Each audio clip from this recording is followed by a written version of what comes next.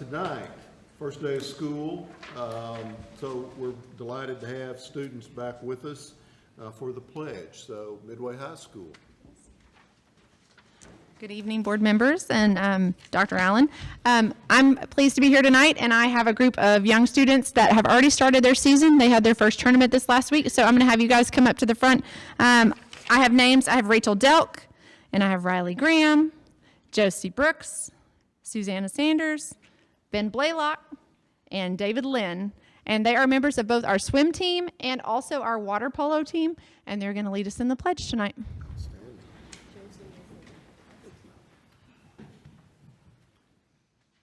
Pledge allegiance to the flag of the United States of America and to the republic for which it stands, one nation, under God, indivisible, with liberty and justice for all. And I want to throw one more thing in there. They actually have already made the playoffs for water polo. I just told them that because we actually had one of our teams in our district drop out. So, yeah. So, yay! Playoff bound.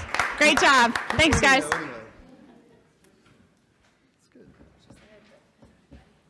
And then we have, at the request of our board secretary, Pam Watts, added a new standing item to the agenda, which I thought was an outstanding idea. And I said, absolutely, we're going to do that. I'm going to turn it over to you for comment and then the reading, Pam. I credit that to our friends at Pflugerville ISD. We all run a lot faster when we have the finish line in front of us every month. So I thought it was a good idea, so we decided to borrow it. And what is it? Innovation, commitment, and excellence. Yes, but it's the district vision statement. Yes. I'm sorry, yeah. I'm looking at the agenda. So, I remember it as ice midway. she gets to do that because she can actually sing.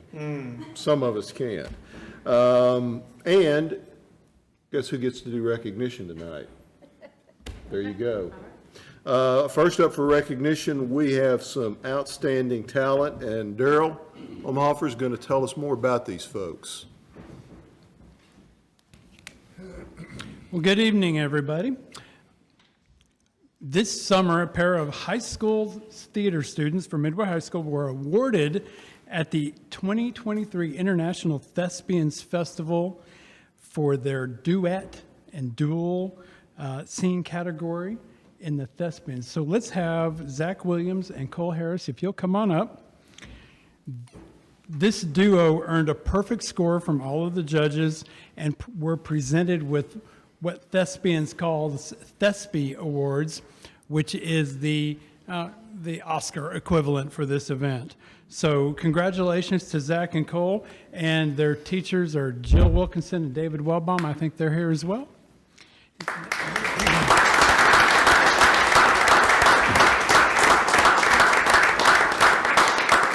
And Zach also received a film award. He also received a Thespy for a film production. And so we're very proud of these two folks. They represent Midway wonderfully, and they represent our theater program with the utmost, and obviously they dress up very nice too, which is great. So, and I'll turn this over to Ashley for part two.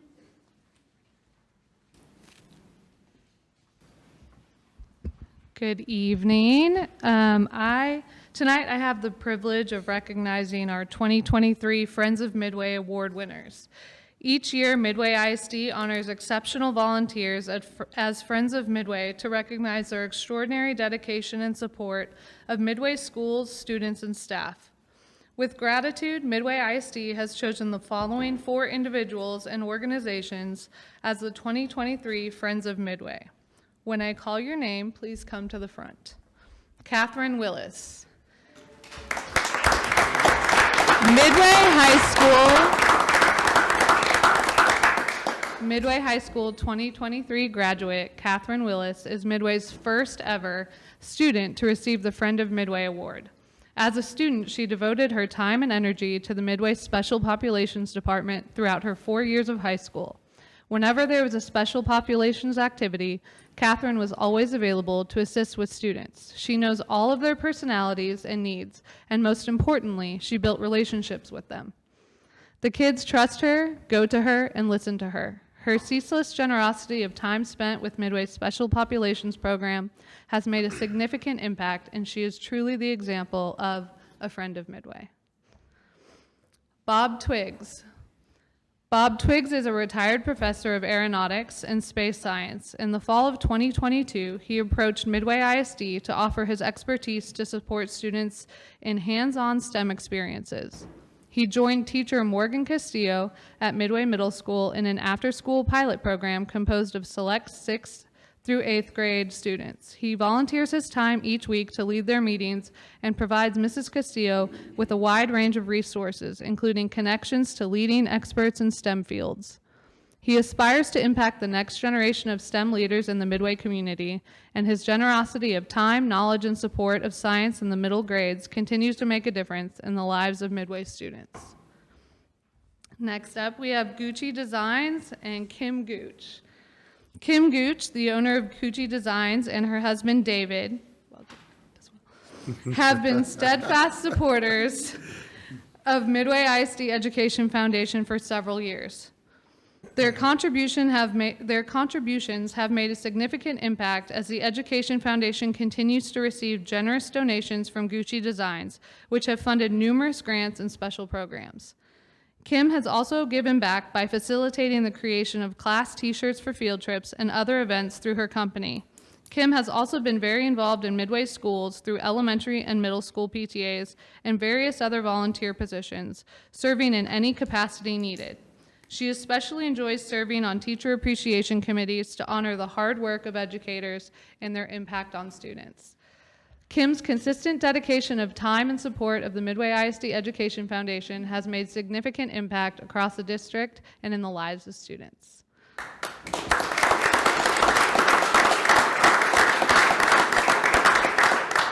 And finally, Howmet Aerospace Foundation. And Ruth and Tony, if you'd like to come up. The Howmet Aerospace Foundation has been a generous supporter of Midway ISD and the Education Foundation through several major grant programs that have enriched education for all Midway students.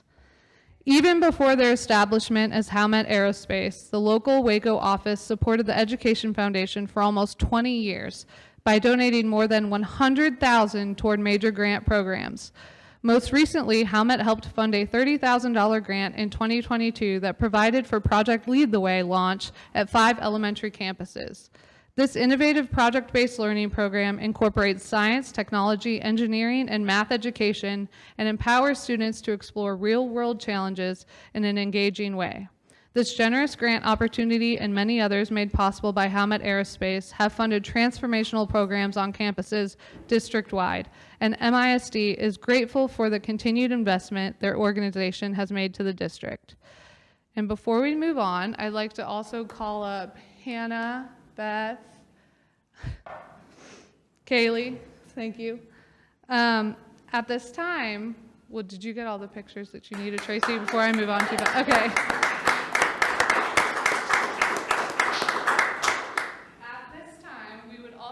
To present, I'll have you guys bring this on over to them. At this time, we'd like to present the 2023 Howmet Aerospace Grant for Midway Aquaponics. With us today, we have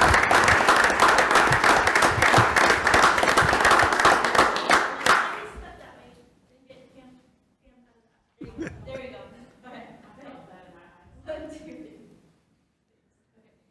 and I will have Hannah share a little bit about this grant with you all.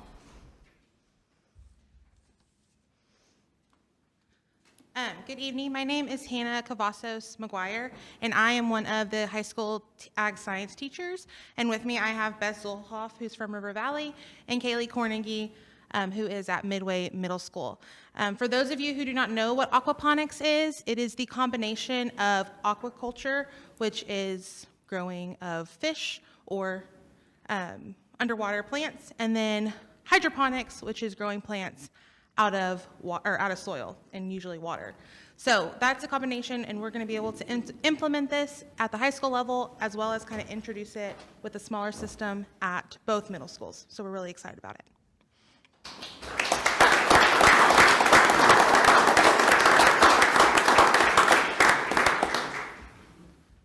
And then that is all that we have for that. I don't know who's up next. Sorry, guys. You're good, Ashley. Thank you. And thank you to all our friends of Midway. We appreciate y'all's support tremendously. And congrats to our thespians. So at this point in the meeting, we're delighted to take a pause and let folks that have something better to do on this unusually cool August evening depart. Although we're going to have a public hearing on the budget and tax rate, and that's pretty exciting stuff, if you want to say.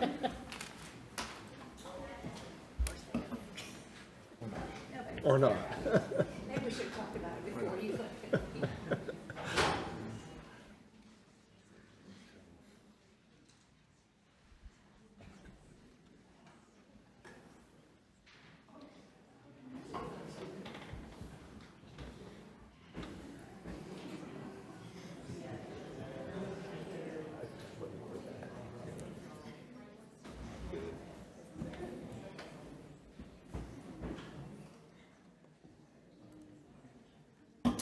No Robbie Jones from Helmet.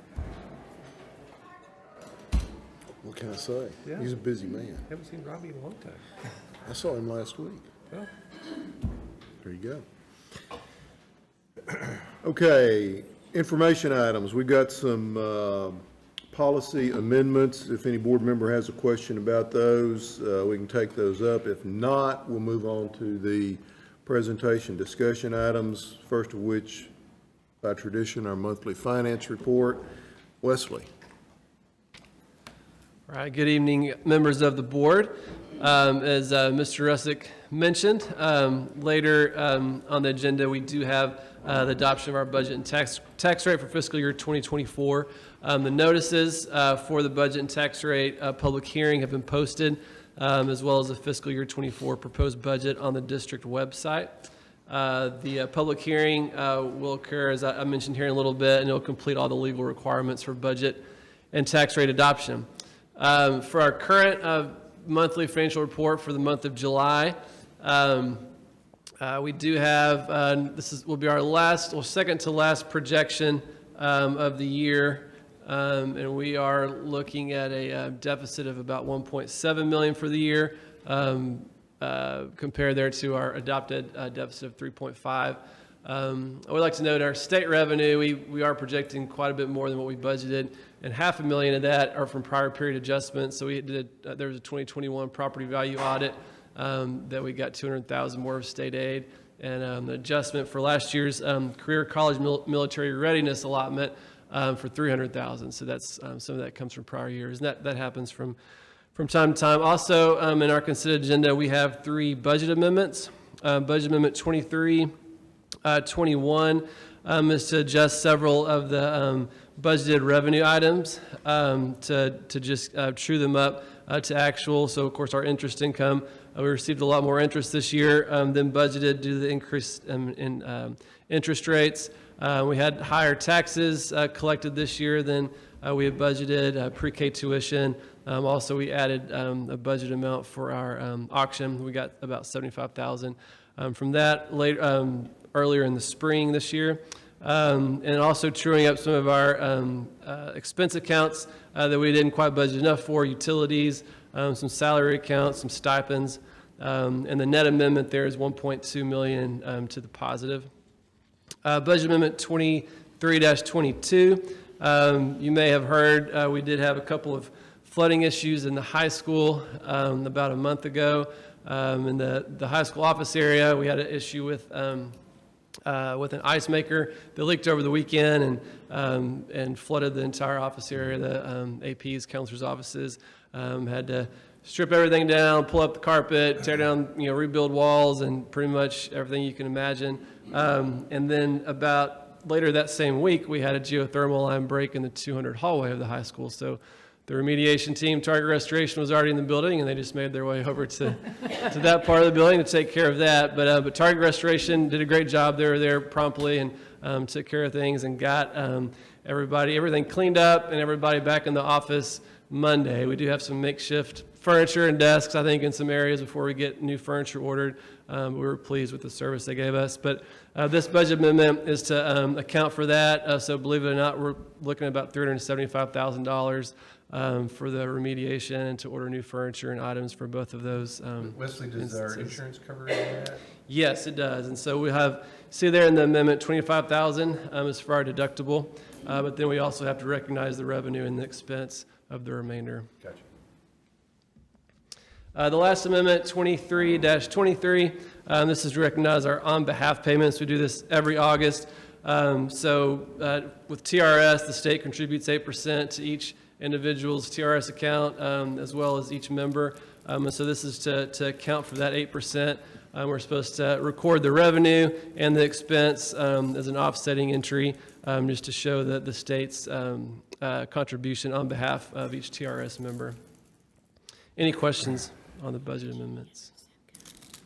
So I emailed you about this earlier as well, and thank you for your answer, but just to clarify for everyone, so the salary and stipend adjustments, because there were quite a few, we feel like for the 23-24 budget, we've got a better sense of where that needs to land, or do we still feel like some of that is, we just don't know, overtime and things like that?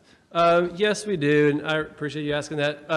This year was a little difficult, or a little more complicated, because we opened new campuses. So we're staffing, 2 middle schools. And so just figuring out exactly what we need, at each middle school to make everything the same and get things taken care of.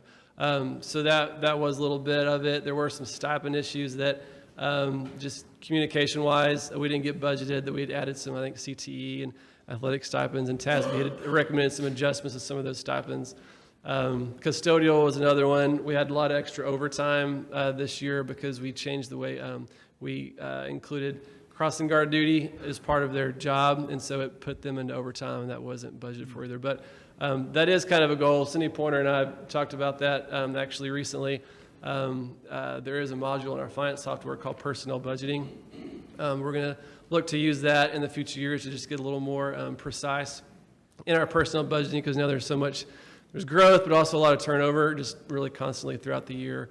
So that is a goal for us to kind of get that a little more accurate. Thanks. Mm-hmm. Any other questions? Very good. Thank you, Wesley. We'll see you back in a couple of minutes. Personnel status update, Ashley.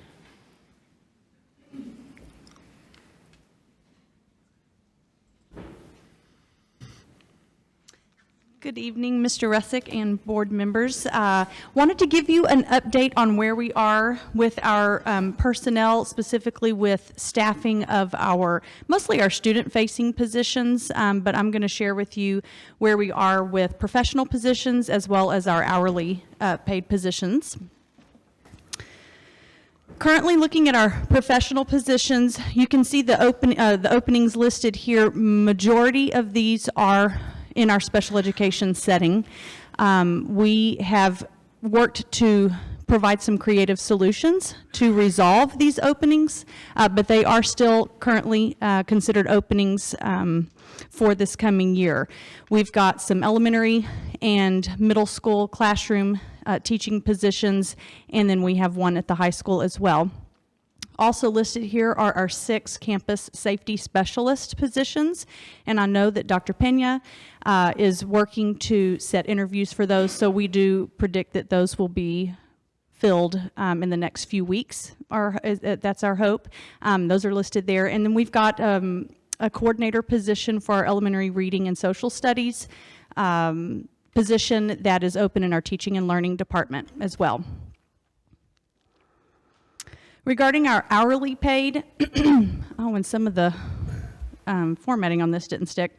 With paraprofessional openings in our classroom instructional assistant specifically, we are actually down hot off the press to 6.5 positions. So instead of those 8, we do have 6.5 openings. With our special education assistants in classrooms, this is all campuses combined. We do still have 11.5 openings.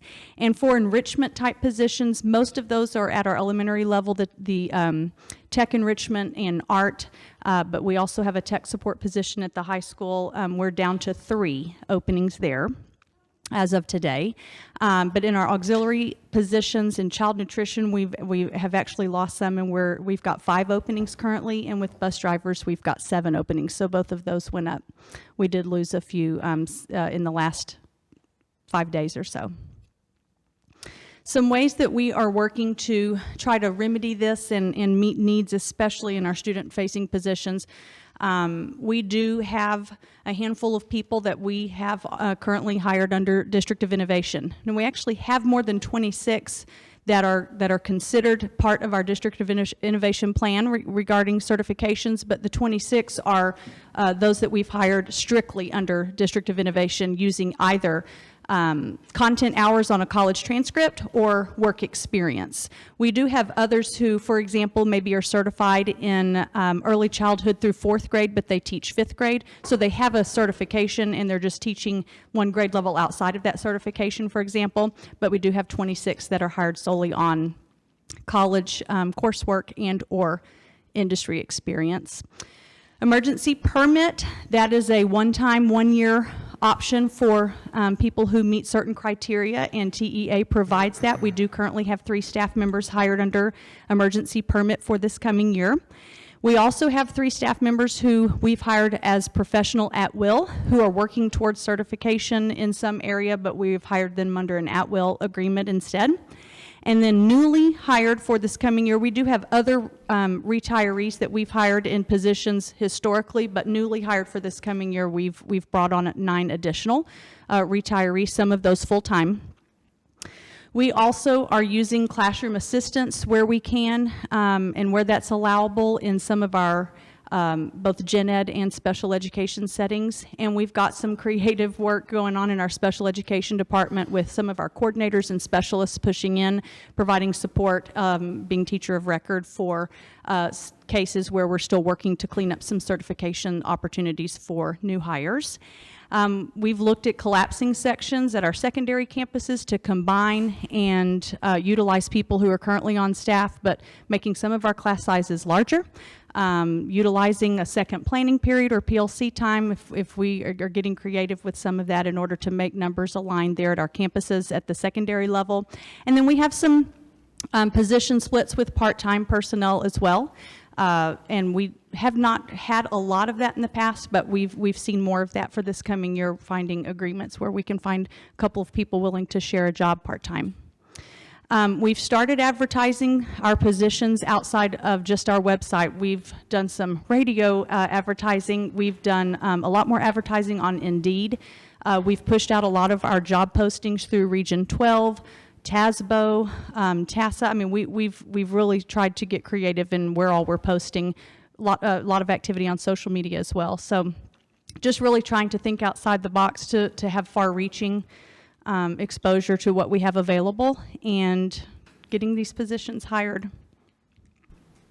Ashley, a question for you on the non-traditional, the people we're hiring to fill these spots on the non-traditional strategies, the emergency permit, the professional at will, are they getting more supervision than, say, the people that are already certified, even the DOI people, because they're not certified, like you said? Right, absolutely. We, Kathleen Minshew, our coordinator for Mentor and Induction Program, spends a lot of time with all of our new staff, but she gives very specific focus to people who are first-year teachers, even if traditionally hired. She gives a lot of focus to our first-year teachers, but she also is working closely with teachers who are working on their alternative certification, which many of the people that we hire in these non-traditional ways are. They're intending and working towards that certification. It's just taking them a little bit, so we're finding a bridge between now and then, and she provides a lot of support and is in often cases is a supervisory type, doing some classroom observations and sharing that with their programs as well.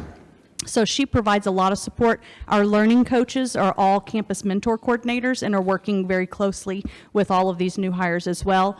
And our principals, campus principals, and even our district administrators are all keeping a hot list of who these new hires are, who our first-year teachers are, and being very visible, very supportive, looking at times of year where they may need some additional support and really giving them some of that push and support early. Would you happen to know, right off the top of your head, how many student teachers we have this year? I don't know that. I know that we brought on a new partnership with Texas A&M because they want to send a couple. I'm not sure yet how many interns that we've brought on. They've been processing, the interns with Baylor started last Friday, Right. and I just haven't gotten an update yet on how many they're processing. But we typically will, through TAs and interns with Baylor, we'll see anywhere from 70 to 90 in the fall, and then in the spring, that backs off a little bit, just kind of Is that depending. helping carry the workload for our paid staff some? A little? In some cases it is, and especially when we know, like for example, in one of our classroom situations, we have an intern that's off cycle. She just has to finish her student internship this fall and will be eligible for hire in December. And we already have a principal working with Baylor to get her as soon as we can. So we're thinking of all creative solutions and timelines as well. I saw one at Park Hill that just graduated with my daughter, and I didn't recognize her. And she said, "You know me." I'm like, "You're not old enough to have a grown-up job I know. yet," but I love that we've got our own kids coming back. And I love seeing on social media, our principals are very active about sharing those job opportunities on social media. So when the district puts it out, it gets reposted and hopefully gets the word out. Absolutely. Hey, Ashley, help me understand, is there a penalty or something that happens when we rehire a retiree? Is There are some complex factors that can be dependent on the situation, but pretty typically, if we hire a retiree more than half time, then there is a penalty that we pay for that. And that's up for debate in the... It is this currently, special session. yes, Did I see yes, that? sir. Yes, Okay. sir. That is up for discussion in this coming special session. And I can imagine that a lot of the recent retirees, as the economy continues to do what it does and inflation, that might encourage some of them to get back into the workforce. Sure. And we have had some that are willing, but because of the timing of their retirement, it has put their annuity in jeopardy with TRS. So even though they're willing, they can't. So we're hoping that something that comes out of this special session will ease up for either them or us or both for those who are interested in coming back. Yeah, great. Okay, thank you. Mm-hmm. Actually, you mentioned the campus safety specialist and being an interview. That maybe it's a question for Aaron, not for you. I don't know, but do we feel like we're going to be able to start to get those folks on board pretty soon so they can make an impact this fall? Is that still where we are? That's the plan, and it's been about a week since we talked, but Dr. Pena has had a lot of interest. Yes, and I was going to mention this when I do our update. We can wait for that if you want. That's fine. What I will say to that is that on a number of these positions that we have sitting vacant, we may have no applicants. Yeah. On the safety and security positions, we have a good applicant pool. Good. So, not to steal too much of Aaron's thunder, but we feel confident we're going to be able to make some hires there. And that's what is different about them compared to some of these other vacancies we have is the applicant pool. And Ashley, you chime in here wherever you want, but we're not seeing very many applicants. And so those we feel confident we'll be able to do something with. The others, we're having to come up with workarounds. Yeah. And it may be a question for the safety update then, just about the onboarding process for them and the training, because I know that's a lot more extensive probably. So Yes. we'll talk about that when we get there. Other questions for Ashley? I have one, Ashley. Yes, Visit sir. with us about where you see the district, both teaching positions and other positions that we still have open as of now, the first day of school, this school year versus where Midway's been a year ago, 2 years ago, 5 years ago. I cannot recall a start to school where we've had this many openings. paying closest attention last year, and we did not have this many openings. We were able to fill our classroom positions. Special education has been more and more challenging to fill, but we have had workarounds that we felt better about because there were fewer in number. And we are really facing a challenge this year, more than we have. I kind of knew that was the answer. I just wanted you to say it and not me say it. Okay, hey, thanks a lot. Well, not to place blame, just because No. you're the person that actually is looking at all the numbers and knows. Yes, sir. Yeah, thank you. Anybody else? How much of the openings do you think are contributed to the teacher's salary? I know it's a loaded question, but It is. I will say, especially because when you look at our openings, the majority of those are special education. Where we're getting, or where we're finding competition is in the stipends that are paid for positions that are working with special populations of varied need. And so it's a big contributor to these openings. We've got surrounding districts that pay 2, 3, 4 times our stipends amounts just for those types of positions. Wow. That was my next question. yeah, so we could probably use to increase teacher salaries, I would imagine.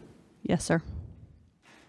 Do we feel like that's an area that we've adequately addressed in the budget that we're going to be looking at in a few minutes, or do we feel like there's still more to be done, or are we sort of halfway there? What do you feel? Well, it's a moving target Sure, right. because the surrounding districts are competitive. Right. And some of them are trying to find ways to incentivize that it's not tied to salary or to stipend.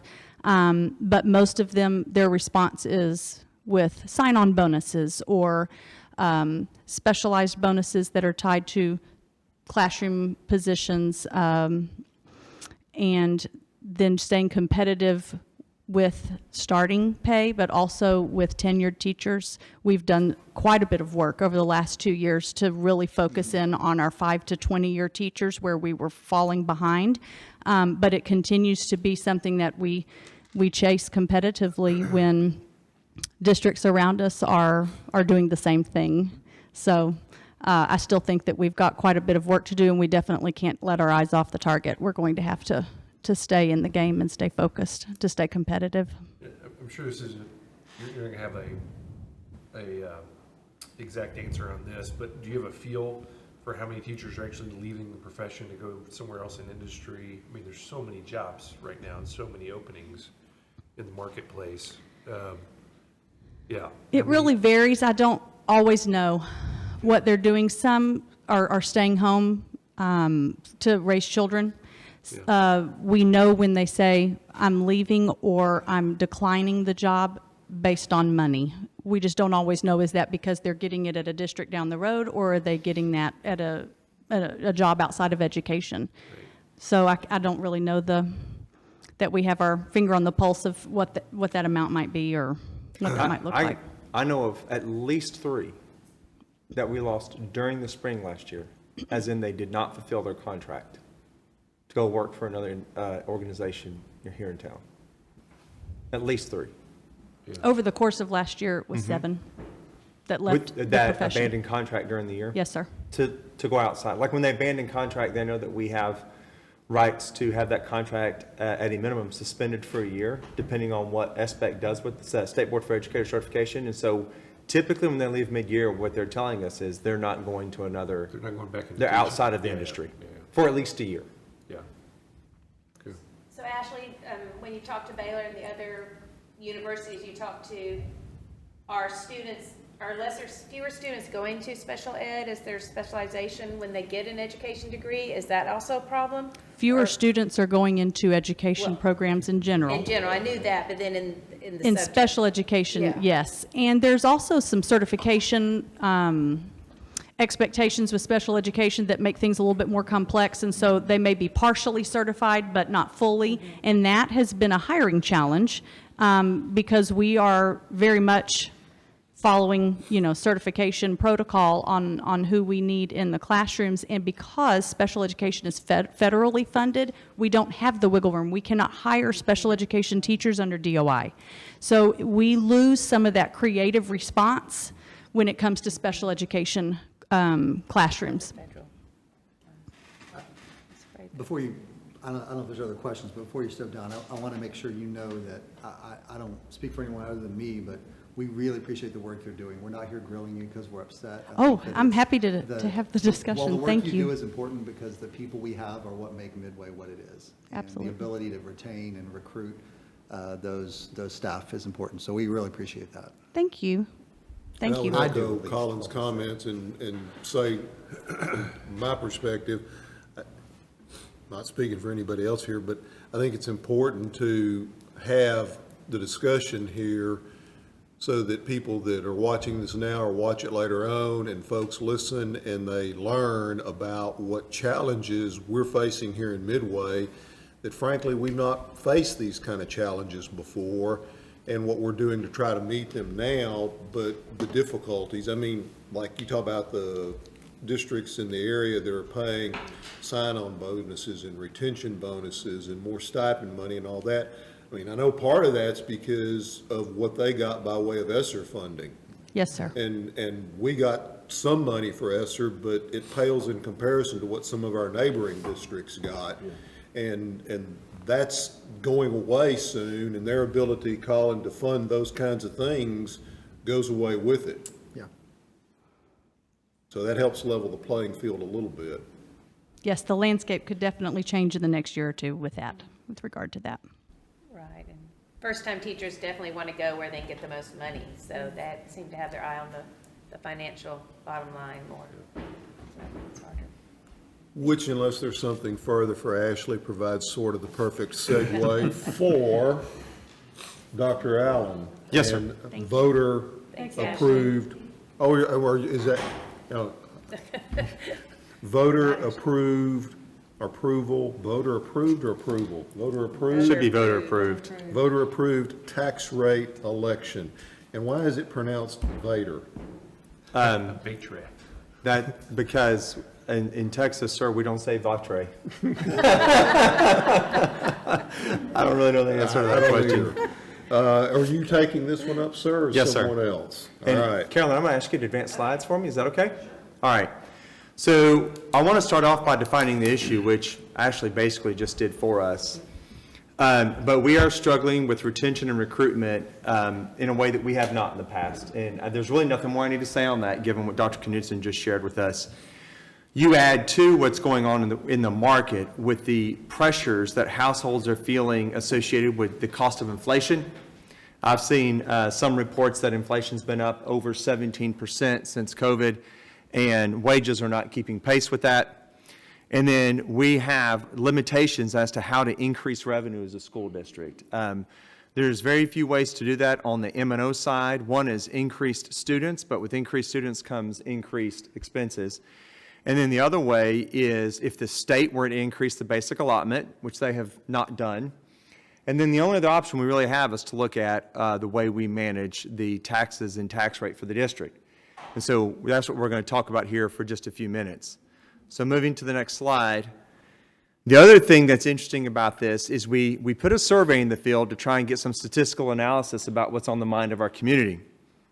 And when we asked our community about what's most important to them in terms of areas of focus for the district to be thinking about when it comes to the use of budget, they talked about competitive pay and making sure that we are able to maintain our current class sizes and elective options.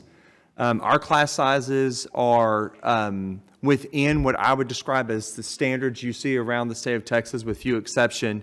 They are not particularly small, but they're not overloaded like we see in some districts. And then we're able to provide options through our programming that allow our students to have a host of opportunities to participate in orchestra, band, symphony, choir, a whole host of athletic options, up to and including things like a swim program and water polo, which many districts in the state do not have. Just about everything we offer in the CTE department is an option of some sort or another. And so y'all are pretty familiar with what we do from a curricular point of view. I think it's important to individuals that we continue to offer that to our students. And then also on the mind was the tenure, and that we maintain a higher percentage of tenure. In fact, when you look at the areas that the district was rated, the only area in which we were below expectation was in teacher tenure when compared to quality of education, financial acumen, and safety. And so that's a little feedback we've been able to receive even from what our community expects for the district to be thinking about and working on. On the next slide, you'll see some numbers that support our teacher retention issues. As you look at 2019, we brought in 90 new teachers in 2019, 2020, and that number this year was 137. It's actually a little higher, but when we captured this data, it was 137. I will point out that, and I know y'all know this, but just point of reference, okay? 2022, 2023, you see that big bump to 193 new teachers. That's when we opened Park Hill Elementary School. So that bumps a little bit of a anomaly. That's going to happen when you open a new campus, plus your 6-8 realignment. So that number you can almost put aside for a minute, but you can see the trend line's been moving steadily upward. If all we were doing was hiring teachers to deal with issues associated with growth, that number would be somewhere between 17 and 20, okay? Because we are adding enrollment. 17 and 20%? 17 and 20 teachers. Yes, ma'am. Okay. Yes. The next slide is some salary comparisons. You can see the lines and the districts they represent, and then Midway's got the M there that shows you where we are.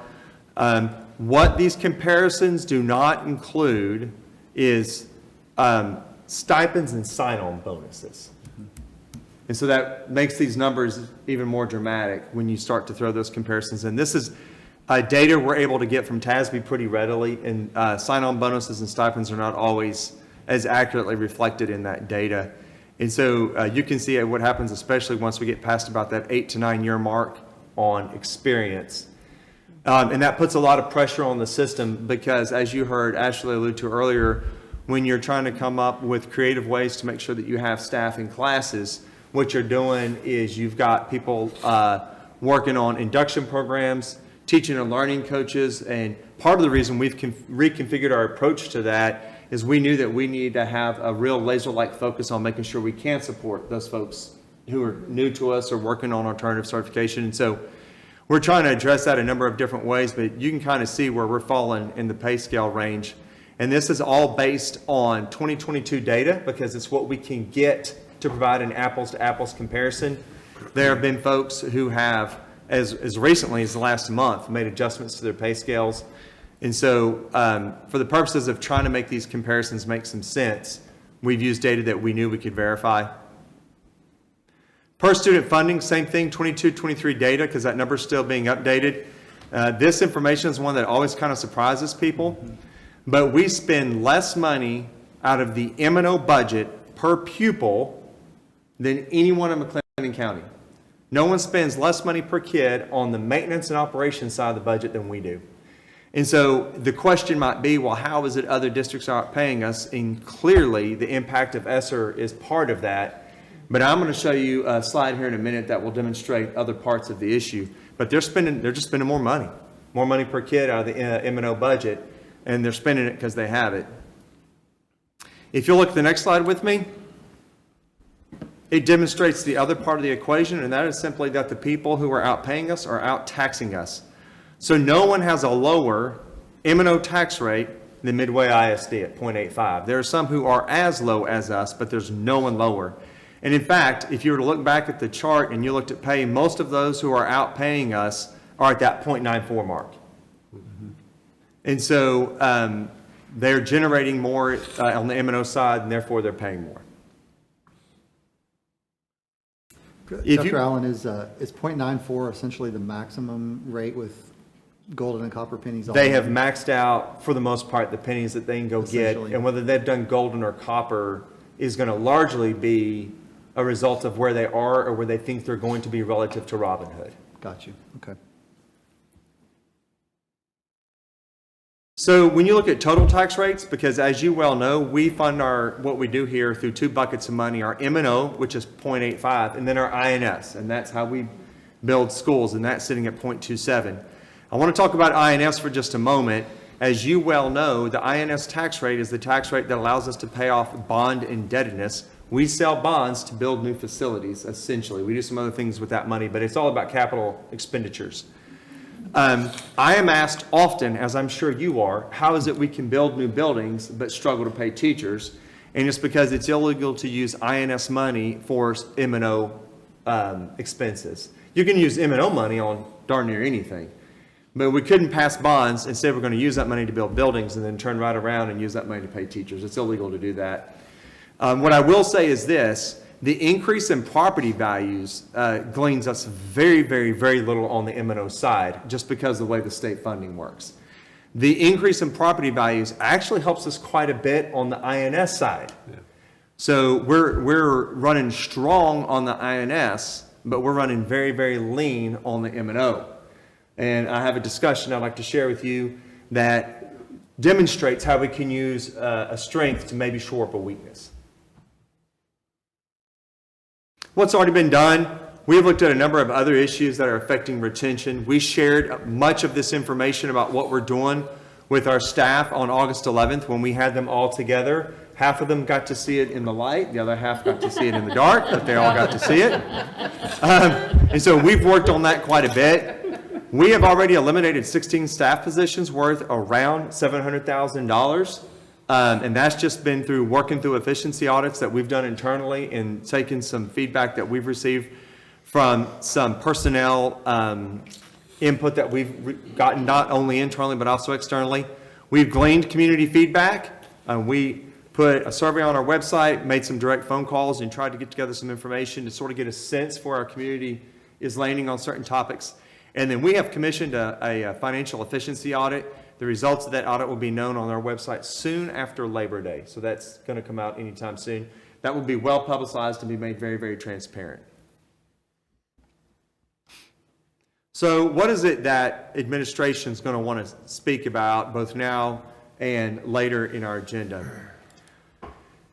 If we raise our maintenance and operation tax rate by 3 pennies, it will generate $3.75 million for the ISD for the 23-24 budget, and will do at least $3.75 million thereafter. And in fact, it's likely to go up. Now, every time the ledge meets, everyone's in jeopardy because they can change the rules. But the way the rules are written right now is this comes from our golden penny yield. And that golden penny is a penny that we can go get, the voters can go get, that is not now subject to recapture and would not be subject to recapture under the rules that we currently have. Okay, in other words, every dollar generated by a golden penny stays in Midway. That's not necessarily true of all of our pennies if we ever flip into Robin Hood, and we are right on the precipice of doing that. I think we may get out of this year's budget without being in Robin Hood, but I feel like the second that the paperboard company comes online, we're gonna tip. We're kind of that close. The other thing I mentioned about the golden penny is that the state guarantees that pennies can yield a certain amount of money. Okay, they'll say that a penny will yield at least a certain amount of money per penny, and that amount tends to go up each biennium.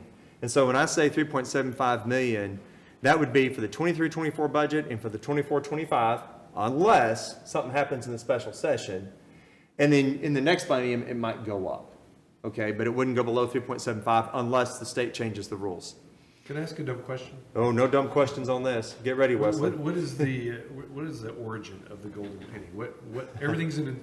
They're trying to manipulate us somehow. Tell me what their reason behind what they're doing. I'm going to tell you the story in the way that it makes sense to me, and then Wesley, don't wait to jump in. Just chime in, okay?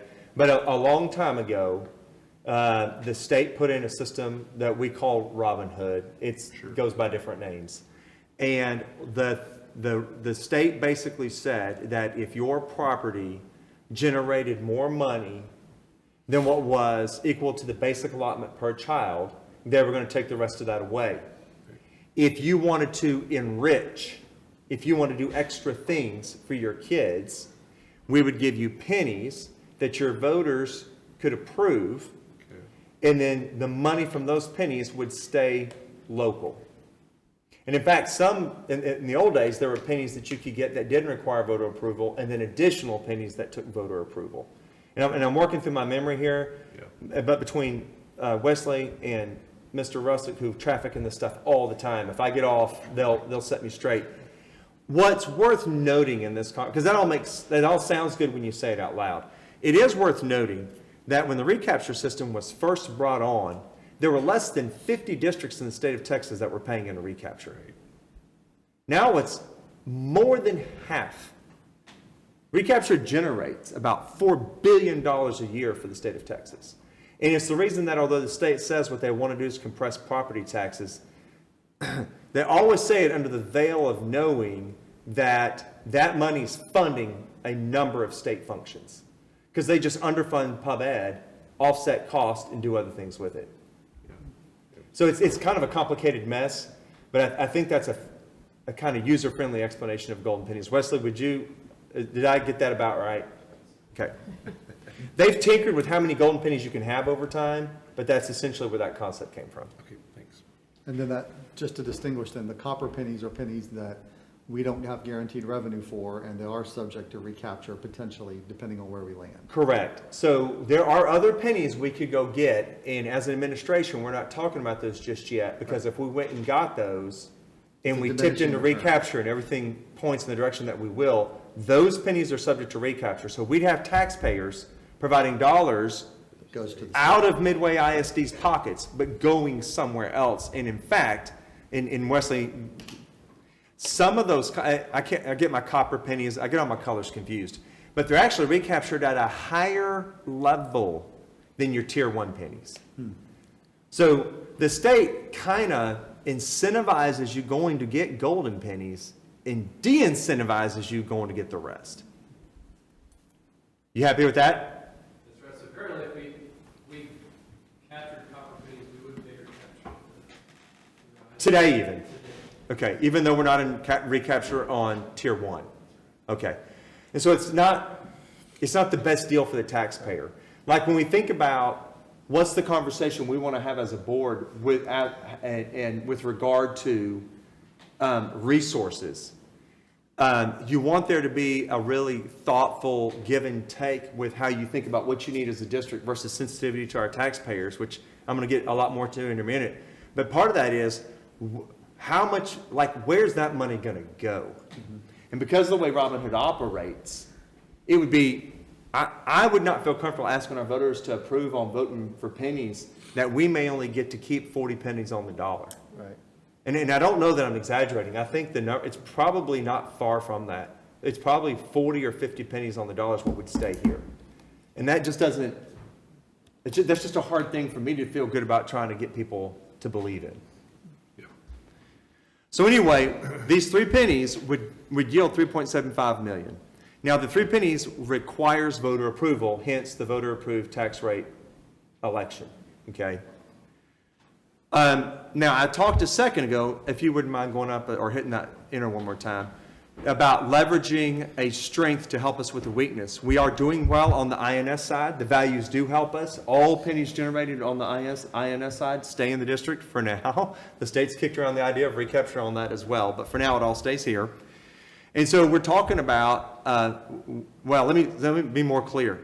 There will be a recommendation from the administration later that the board adopt an INS tax rate 3 pennies less than what we're currently charging. So that 0.27 would go down to 0.24. Okay? And even I, a graduate of the University of Texas, can do this math, right? Help me out here, Mr. Green. +3, -3 is 0. Yep. Okay, so that would mean that what we'd be talking about is that the impact on our current taxpayers would be 0 relative to what they're currently paying. But wait, there's more. Next. Because of compression, our community is actually going to see an 18.5-cent decrease in their M&O tax rate. Okay? And so to sort of sum this up, what you would get is 3 pennies up on the M&O if it were voter approved, 3 pennies down on the INS if it were board approved, and a decrease of 18.5 cents. So our community gets 18.5 cents worth of compression, potentially votes yes at the ballot box. We pick up $3.75 million a year, and it can help us start to chip away or take a big swing at some of the issues we're having with compensation and teacher tenure. You add to that the fact, and I know I'm using lots of numbers, y'all, but you add to that the fact that on the November 7 ballot, there's going to be a motion that would move the homestead exemption from $40,000 to $100,000. It's an even better deal for taxpayers.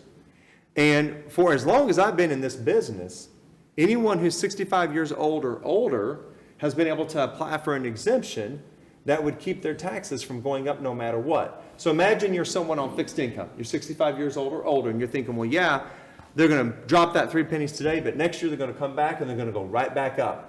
If you're 65 years old or older, once though it goes down, it does not go back up. Okay? They get the benefit of the decreases every year?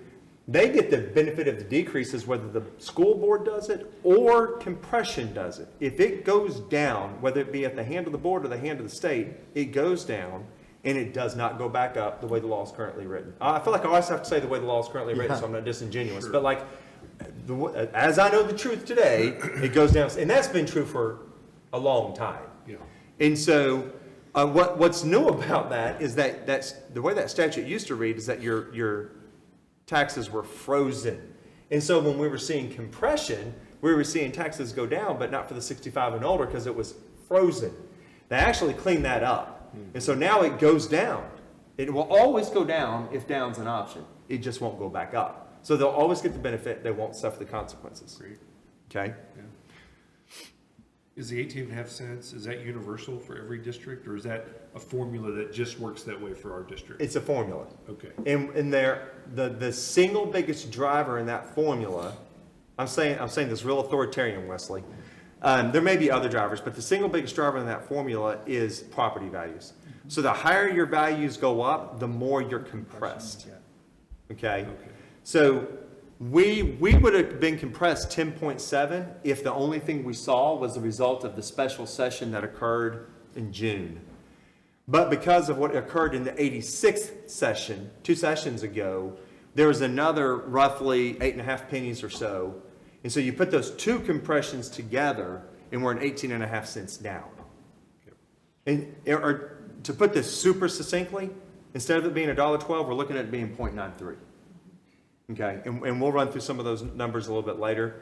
But that for all practical purposes of the discussion we're having, 18.5 down, a potential yes vote at the ballot box, 3.75 million to the district this year and moving forward. Now, this is another way of saying what I just said. $1.12, down from $1.12 to 0.93, 18.54 cent decrease. And what would that mean? The M&O increase would cost 90, but the INS decrease would go down by 90, up 90, and down 90 is still 0. Okay? And at a market value of $396,716 a year, you're looking at about a $1,200 decrease for the average homeowner in Midway. Some of that tied to homestead exemption passage and all that, okay? I have a hard time believing that's not going to pass. But that's what you're kind of looking at. So why M&O increase and INS decrease? Why are we talking about both of these? Well, one, we have the INS capacity to decrease the INS tax rate and continue to manage current debt while remaining prepared for future growth. So we are talking about a potential decrease on the INS side, and later in this same agenda, we're going to have a discussion about defeasance, which y'all know is a fancy word for paying off debt early. So we're still going to be able to generate enough on the INS side. We're not mortgaging our future. The discussion that administration's having with the board is not one about mortgaging our future. It's about seeing that we have the opportunity to do something for our taxpayers by way of the way we manage the tax rates, the INS and the M&O together. And so we think it's time to talk about that. In addition to that, we've had some runs done, and we feel confident that if we were to call for a bond in another 5 years, it's very likely that we'd be able to meet all of our needs without having to add any pennies back. And in fact, at the rate our values increase, and we might be able to meet future needs of the district from a facility perspective and decrease again. So this is where the value growth helps us. It helps us on the INS side a ton. It just doesn't do anything for us on the M&O side, or nothing to speak of. It helps us a little bit. And then it aligns with the community feedback. Again, I mentioned some survey data we received, and this is kind of a busy little chart, but if you will look right in the middle of that chart, you'll see a spike that goes up. And what that spike represents is favorability of individuals. Any one of those lines represents maybe a different voting demographic, okay? It is a spike in favorability for a VATRE if we did a overall 0 penny increase. In other words, if we go up 3 on M&O, down 3 on INS. And it's kind of busy to look at, but what you're seeing there is on the far left, you see support for 3 pennies up and no change to INS. Okay?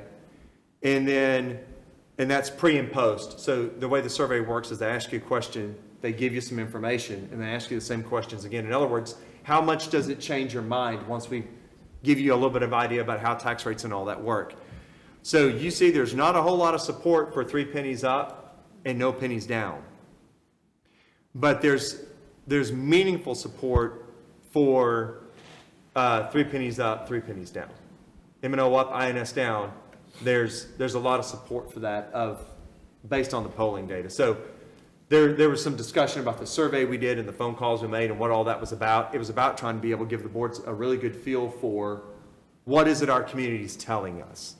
And so based on some analytics associated with the feedback we received, this is kind of how those work. So administrative recommendation is based on numbers we're seeing about our budget, but is also based on information we're seeing that is confirming our thinking based on input from community. You can look at our 20-year tax rate history, and I was actually bragging on the board with the city of Woodway last night when I provided a similar presentation. But this board has a history of being very, very responsible with tax rates and taxpayer money.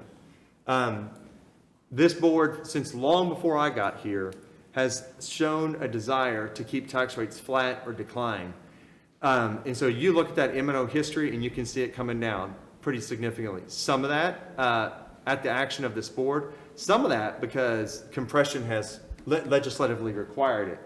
But you can even look on the INS side. There was a little bump in 2008 when we built Castleman Creek, River Valley, Panther Stadium. We renovated part of the high school. I'm trying to think.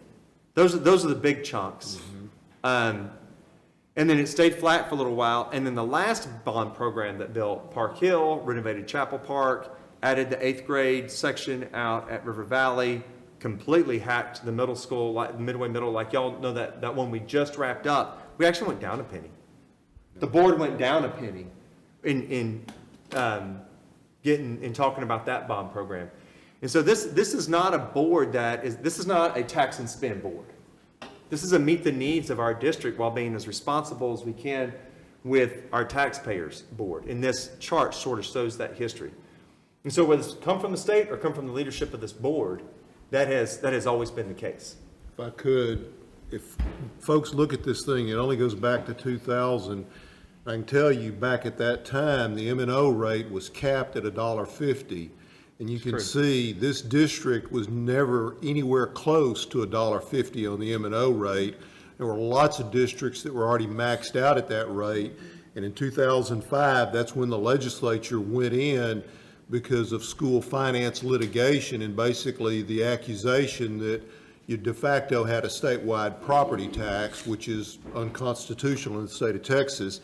And they dropped the maximum M&O rate from that $1.50 down to the $1.04, and that's what we got compressed to over the 2-year period. And then you see that $1.04, that was statutorily driven as our max rate for all those years, and we did not then, for all those years, ask the voters to approve golden pennies or copper pennies. We stayed at the $1.04, just for history.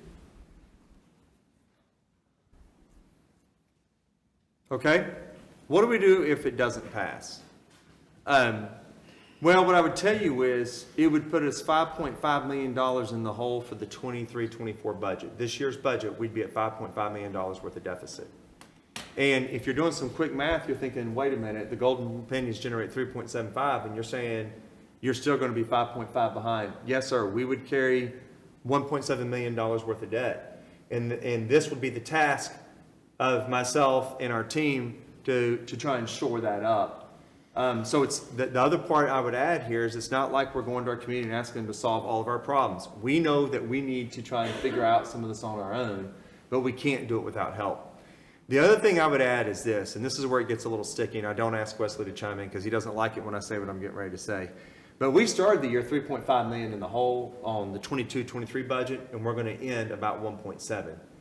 It is not unusual when you manage a budget the size we do, and because so much of our budget's based on uncertainty, that you budget very, very conservative.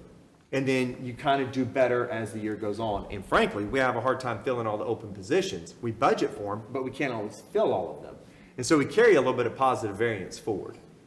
So if we can knock our projected budget down to something below 2 million, it all of a sudden becomes very manageable for us. And it allows us to hit the spring trying to come up with strategies for how to think about the next round of compensation increases. But at 5.5 million, well, that's 90 teaching positions. 5.5 million, and it sounds like it's a lot of money, but it's just numbers.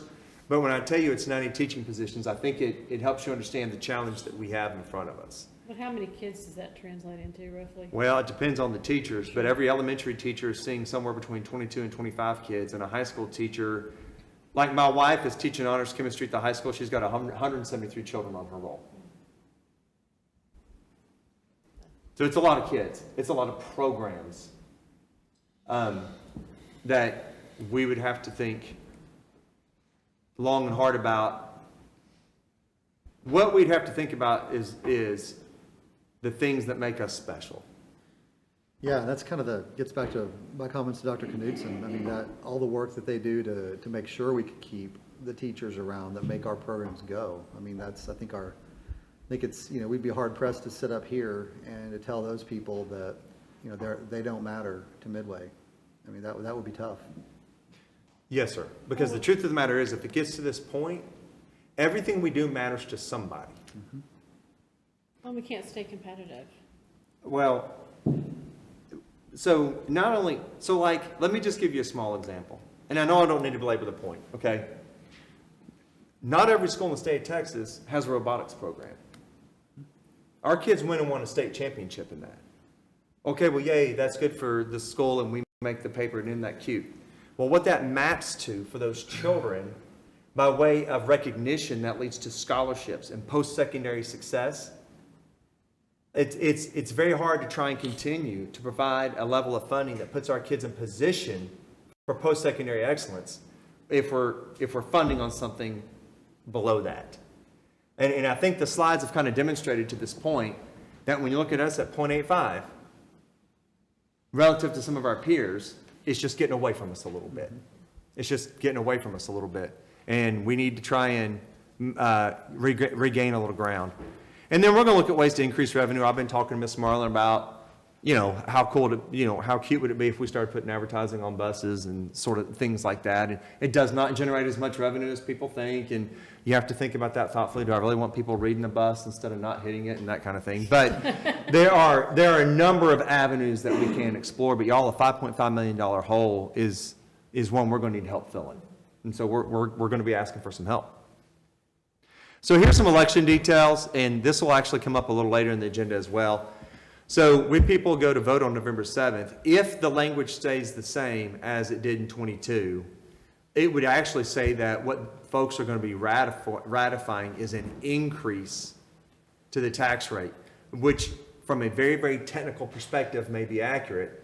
What the ballot won't say is that the board had already lowered the INS by an equal amount, okay?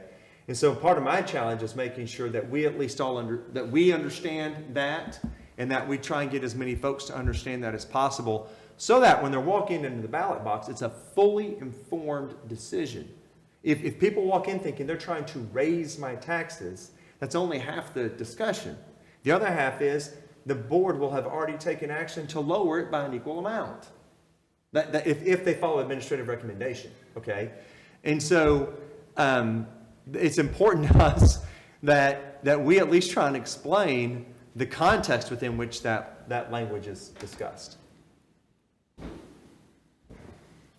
And then here's some details. Election day is November 7. That's not news to y'all. Registration deadline's October 10. Early voting's October 23, November 3.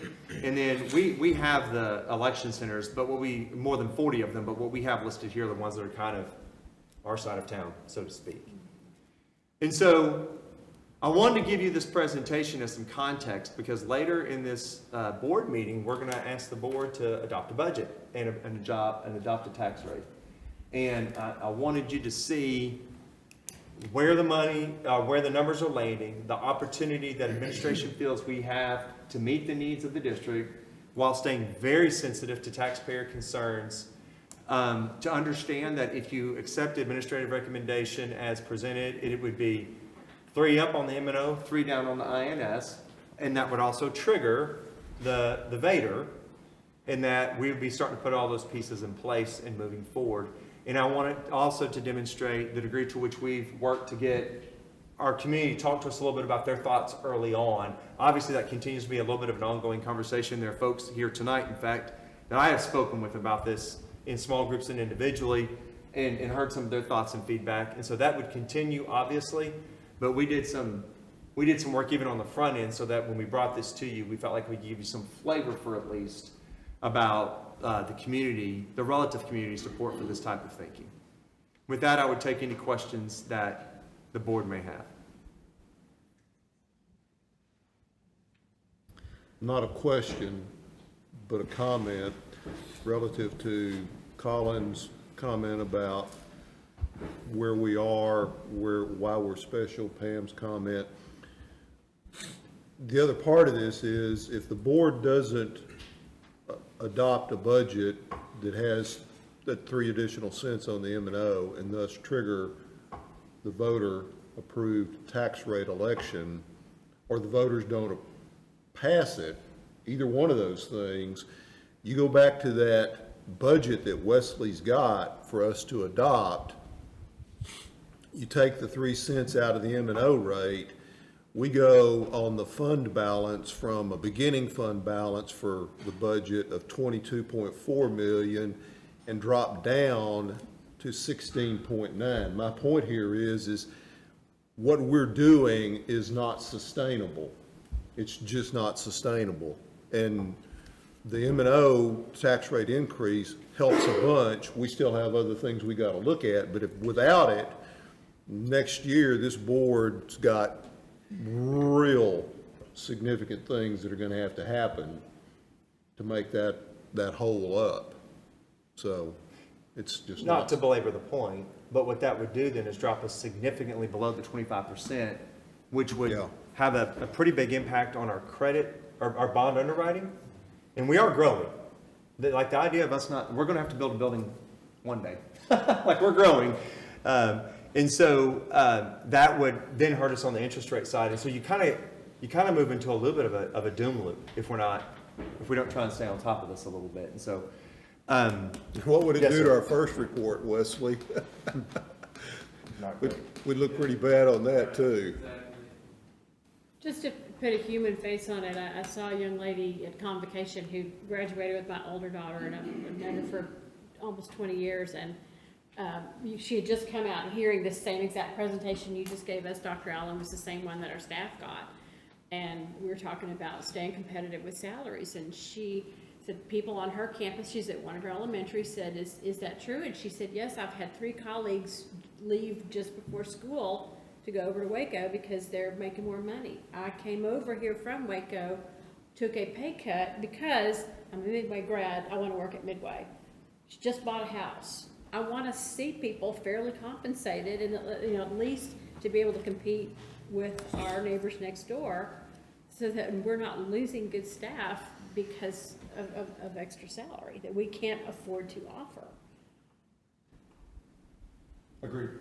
But to see it on the face Yes, of a ma'am. kid I've known Yeah, for yes, 20 ma'am. years, it was right there in front of me. It's not numbers on a slide.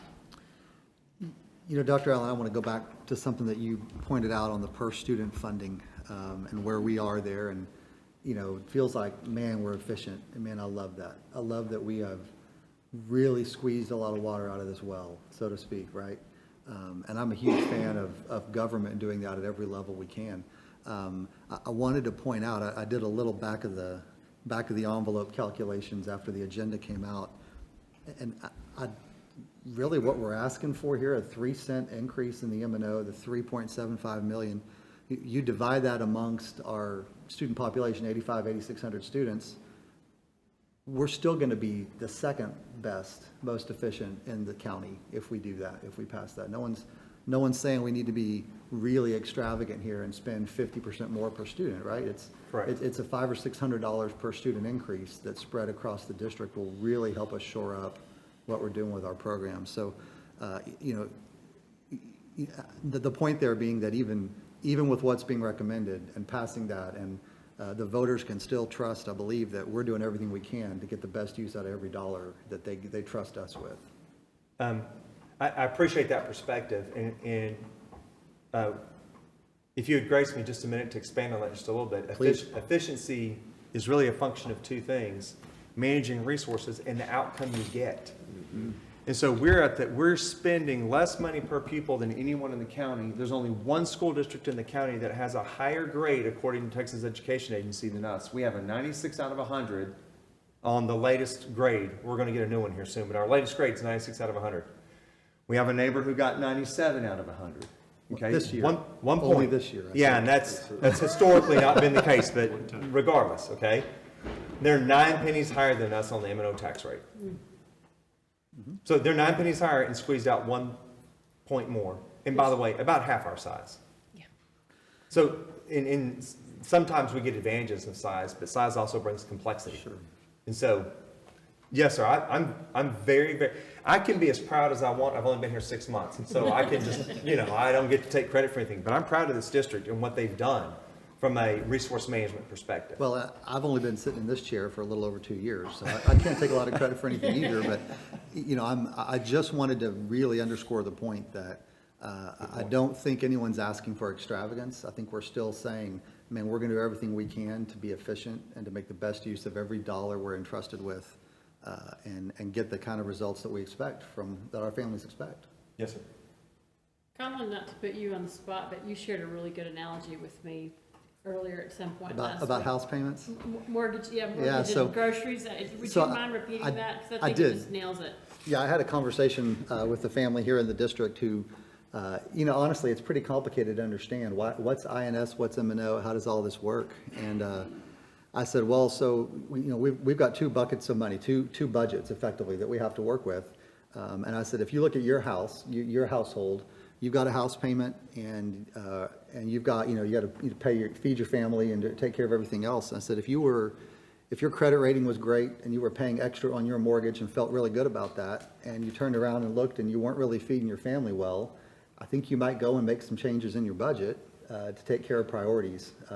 Still paying your mortgage, but maybe making sure you're feeding the family. And the difference here is we can't just do that on our own, right? We are representatives of the families and voters who've entrusted us to sort of advise them. And I think what we'd be asking them to do is to say, man, we've done a great job of managing our debt and our mortgage, so to speak. Let's go feed the family, you know? Yes, sir. Is that the story you recall? Yes, that's Okay, exactly good. it. Because that's the only one I got. No, Well, and I think it's good that you reminded everybody that these past few years when the belt's been tightened and when we've needed funds that we honestly really didn't have coming in, we dipped into our general fund instead of raising the tax rate. You know, we've been very good stewards of that money and made things happen that perhaps we didn't really have the money for, and that's where we can't keep doing that anymore. But I think it's good for the community to remember that we have been good stewards and tried to use the money we have before we've had to go out and ask them to raise the tax rate. But we can't keep doing that anymore because we've used so much of our general fund savings, so to speak, that we can't do it anymore. So I It think would that's be our important. third year in a row, it will be our third year in a row with deficit budget. Yeah, so we can't do that anymore. So. Anybody else on this one? Y'all ready to talk about I have defeasance? one question, it's a little bit of a loaded question, but so if we were to increase revenue for our budget outside of selling advertisement on buses, for lack of a better way of saying organically increase our revenue, how would we go about doing that? Just for everybody to understand how our revenue would organically increase. Outside of the VATRE, Yeah, like if the VATRE failed? yeah. Well- How would we have our revenue increase? We've had a lot of thought about, Creative, we've had a lot of thought about things that bring in money. we've seen kind of other districts do and some things that we might have to consider. And I want to be crystal clear when I say this. I'm not saying we're going to do any of this, but the kinds of things we've been discussing, pay for play is one that has come up. So there are districts in the state of Texas that require kids to, in order for them to participate in band, pay $1,750 a year. So I just have huge objections to that philosophically. And I've seen the same thing with football, basketball, anything extracurricular basically would have a fee associated with it. Now, to some, that may make a little sense, like, well, let the users, like, let them pay for it. The difficulty there is twofold. And one, and you really start to make some really heavy lines drawn between your haves and have-nots. You're not excellent as a system unless you're excellent with everybody. Like to only be excellent with one group of children is not to be excellent, right? And so unless we are able to be as successful with all kids as we are with any one kid, then I would make the argument we're not really being successful. Secondarily, if the taxpayers approve the VATRE, they're going to pay less in property taxes, school property taxes. I need to be very clear. They'd be paying less in school property taxes.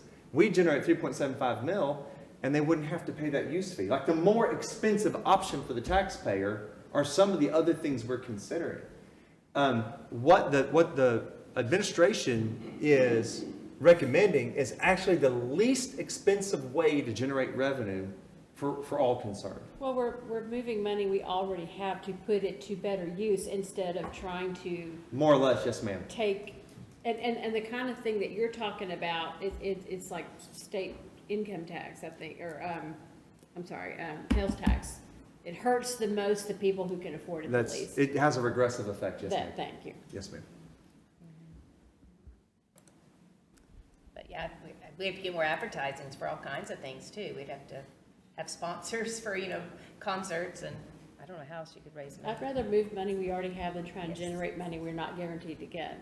That's a very good Because point. that would take someone away from their job, their current job. Or we'd have to get more students at a lower basic allotment amount than the amount we're spending on said students. So, I mean, that was kind of the point I was getting at, with the basic allotment staying at 6160 per Right. student, we're spending 8,000 plus. I mean, that's a deficit per student, so. Well, and again, I know there's, the weighted average and all that stuff goes into Yeah. it, but that was kind of the point I was making, is like, how do we generate more revenue? So, we gotta get more kids, but kids bring expenses. we gotta spend more on the kids. That's too. actually gonna hurt us, because then it means the more kids we get without the revenue, the harder we have to work to be more Right. efficient. Right. And that well's been dug. I don't know how much more we Well, can dig. and I know we've spent a lot of time on this agenda item. It's an important one, so I don't mind, but I'm trying not to say every thought that pops into my head is what I'm trying to say. But it is worth noting, there might be some who think, well, let's see what happens in the special session. Y'all, they could help us in the special session, and it still not be enough to close this gap. Sure. Like, we need the help. Well, this is just long overdue. They would have to add over, everybody else. they'd have to add about $700 per kid in basic allotment. And they may help us some. I would be shocked if we get that much help. Yeah, in the spring, they were talking, $40 or something. I saw as mean, low as 50 and as high as $100. Yeah, just So there's been no pennies on the discussion dollar. that would close this gap. But that would just be at this time, and the future's still unpredictable, and we still need more money, Yes, ma'am. which would, the tax rate increase would bring in. Okay. All in, all done on this item? All in, all done. All right, very good. Defeasance information. This one's shorter, right, Wesley? Yes, sir. Thank you. So there are a couple agenda items in the consent agenda for resolutions to pass a defeasance. So just real quick, a defeasance, Dr. Allen mentioned it. It's another way of saying just paying off or retiring debt early. And so this has been a common practice of the district. In fact, the last 5 years, we've defeased $8.9 million in principal, which is results in $2.2 million of interest savings to our taxpayers. 1.5 million of that is actually going to occur here next week in fiscal year 2023. As part of the, we're going to defease part of the 2017 bond series. The agenda item in the consent agenda pertaining to the 2023 defeasance is just to, so originally last August, we had picked the 2015 bond series, but our financial advisor just over the course of the year saw it would be more advantageous to defease the 2017. So that's why we're included that resolution in this month's agenda to cherry pick 2017 for next week's closing. And for 2024, so for this next fiscal year, even with the proposed aforementioned drop in the INS rate of 3 cents, we still have some room for a defeasance. So this first scenario we looked at before, but if we do not defease any bonds at all, we would be able to drop our INS rate for 2024 to 21.6 cents from the 27 cents. However, if we do offset the possible increase in the M&O rate, the 3 additional golden pennies, with a decrease in the INS rate from 27 cents to 24 cents, that still gives us some capacity for a defeasance. And this last slide here illustrates that. You can see our proposed 24 INS rate of 24 cents would yield projected INS tax revenue kind of there in the middle of the screen of $20.2 million. You can see there at the bottom left, it shows all of our required debt payments for 2024, the 2015, 17, 18, 20, 21 bond refund, or some of those are refundings of prior previously issued bonds. That amounts to $17.4 million. So even with the reduction in the INS rate to 24 cents, that leaves us about $2.7 million available for a defeasance for fiscal year 2024. That's good. Any questions? Yeah, I'll just point out on the projections on assessed value going up for 2026, to get to that, to go where we're roughly at 7.4 now, you know, you're projecting 8.586. Just the paper plant coming on will cover that. Mm-hmm. So that doesn't cover, you know, that doesn't say anything about any other new businesses, any other new construction, any other increase in values. That's correct. So I think we're pretty conservative there, is what I would throw out. Wes, is there any questions? Is there any law or any policy or any requirement that we keep a certain amount of balance in our INS fund relative to any of this, or is it kind of just? There's really not. I mean, and so actually, if our values, we don't have this situation, fortunately. If our values just plummeted, we could actually raise our INS rate without going to the voters in order to meet our minimum debt obligation. And so that in that scenario, you know, there's not really a big need for a fund balance. Sure. Okay.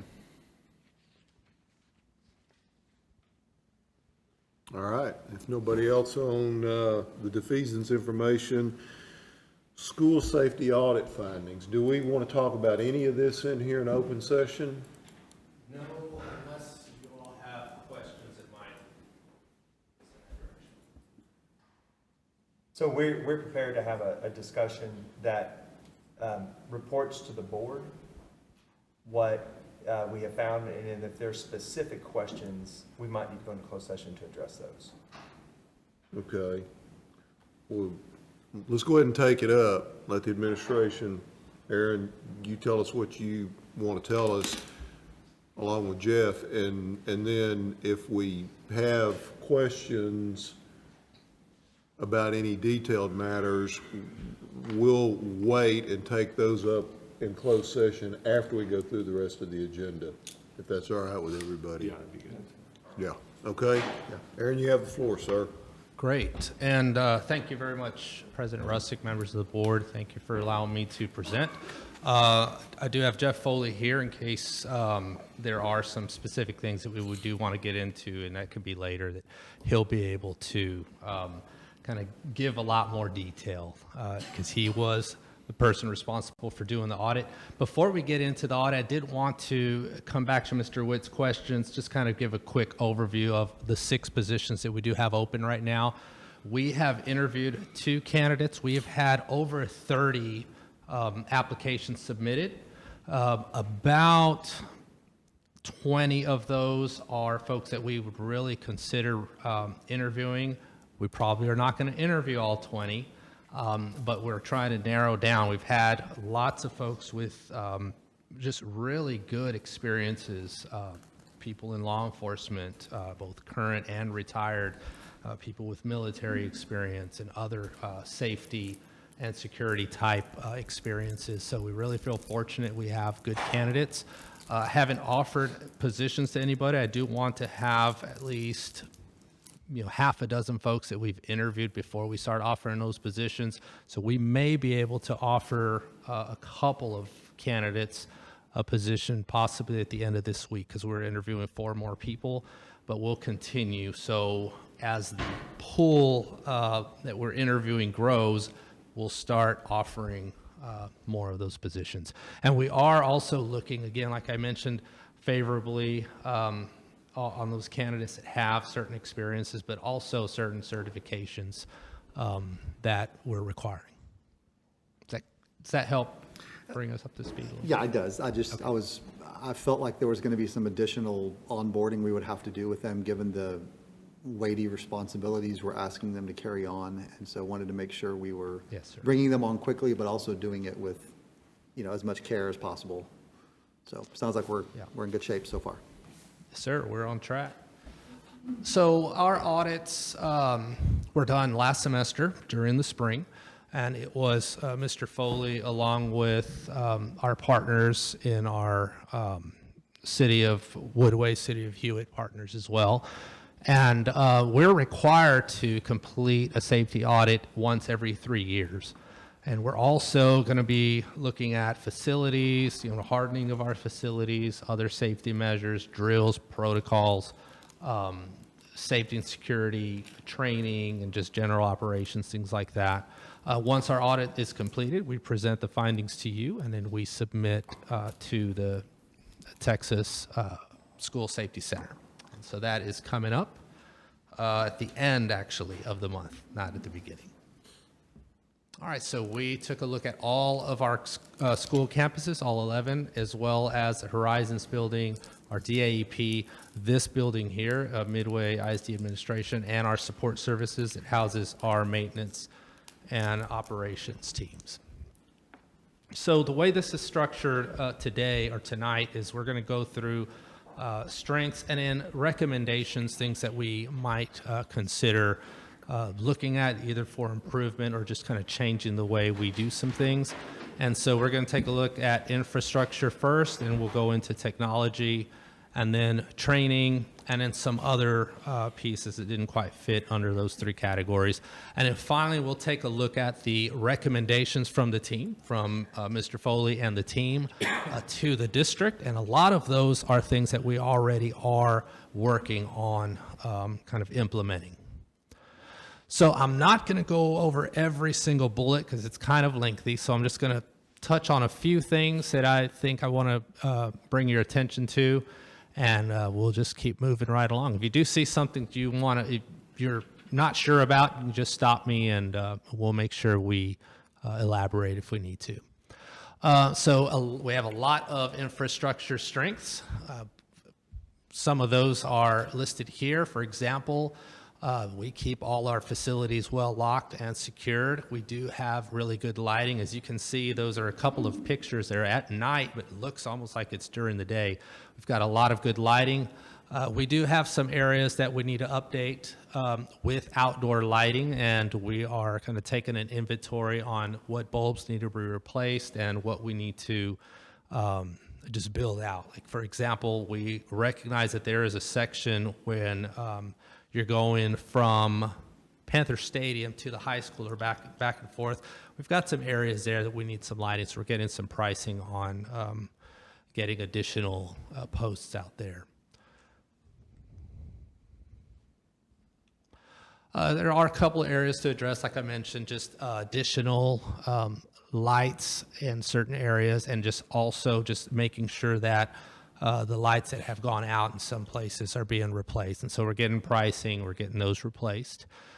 We do have some signs that are faded, some places that are missing signs, and so we're getting those as well replaced as well. Just speed limit signs, things like that are just kind of looking old and faded.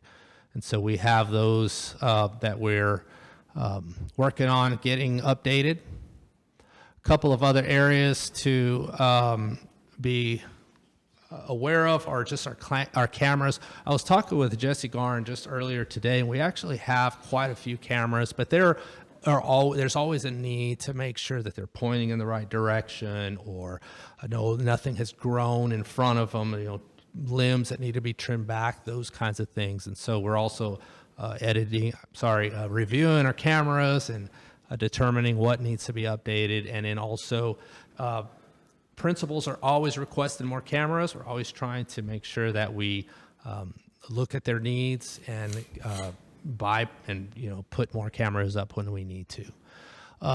Sometimes we have had some unlocked outbuildings, like say a shed, something like that. And so, we're working with our principals to make sure that all, exterior buildings, even if they're not used by students, but we have those secured and locked. Our Raptor system is does give us a lot of advantages. It gives us a uniform policy and oversight over all campuses, over all visitors. It helps us with just having a uniform printed ID. It's very easy to see when somebody has the Raptor printed ID or doesn't have the Raptor printed ID. And so that's a strength that we're proud of, but there are areas that we need to work on that I'll get to in a little bit. Some other strengths that we have quite a few technology strengths that team noticed. So kudos to Jesse Garn and his team. But again, the entry point enhancement. So we have cameras at every entry point in all of our buildings. We have intercom systems, call buttons. So there's different ways that we can make sure that we're talking to people before they come into the building. We also have our VoIP phones, which are essentially our phones that work through our technology system. And it really makes it expedient to have a lockdown if we ever need to initiate that. We have a different system now. We have a lot fewer accidental lockdowns that we're experiencing, which is really great for us. Teachers had the opportunity last week to just go through and practice and actually push the buttons, kind of hear what they're supposed to hear, and initiate lockdowns on every campus, just so that they, in the event of an emergency, are not afraid to go ahead and do that and push the right buttons. Our 911 response, if somebody dials 911, we can pinpoint exactly where that call came from. And so we can respond, or our emergency responders can respond quickly, but we could also find out if somebody wasn't supposed to be making that call. We have a much better chance of finding out who's doing that. We have, we do have, like I mentioned, our Raptor system. We have an enhanced lockdown procedure, which I mentioned, to reduce the accidental lockdowns. That's really helpful because we want people to not feel like we're crying wolf. When we were having lots of accidental lockdowns, we started noticing that Not everybody was going into lockdown. People would kind of wait around to see, well, let's see if it's an accident. We want people to immediately go into lockdown no matter what. And so that's going to really improve our response. We do have some areas to address with technology. Like I mentioned, our phone system, although it's great to have it technology-based, there is the downside that if our internet goes down, so do our phones. One of the things that we do have in place is we have ham radios on every campus and in every building, this building as well. And so we are reestablishing a system where we are going to be just testing those out, making sure that there are personnel who know how to use those radios. And so we'll be doing that every 6 weeks. We have our plenty of training strengths. I don't want to go through all of these. That first one, I did want to mention the Stop the Bleed training. We're required to have only key personnel with this training, but we do it much more widespread and put all of our teachers through it. If they've been through it and they can show us that they've been through it, they don't have to go through it necessarily every year, but we do go above and beyond with our Stop the Bleed training. I did hear a story. There was an accident just the other day, and one of our personnel was on the scene and was able to render aid and use some of the skills that he learned during our Stop the Bleed training. So we're proud of that. Point of clarity, not on campus. He was out in the community. He was out in the drove community. up on an Yes. auto accident. Thank you. It was an auto accident out on the highway. He happened to have seen it and stopped and was a good Samaritan for us. So, emergency drill compliance. We meet all minimum standards there. All the required drills. We have tabletop scenarios. These are scenarios where we present something to a team and we have them walk through what they would do. For example, we had a tornado scenario during the summer with our admin team, and we went through every detail of how we would respond. So we're going to have these type of scenarios available and have our staffs go through and for example, what we might do in the event of a fire or a wildfire or something like that. And so we're going to be embedding those into our faculty meetings and other meetings that we have with our staff. We do a really good job of making sure that all our doors are shut and locked, not only our exterior doors, and we have the audits that we do every week, but we also do a good job of making sure our interior doors are locked during class time.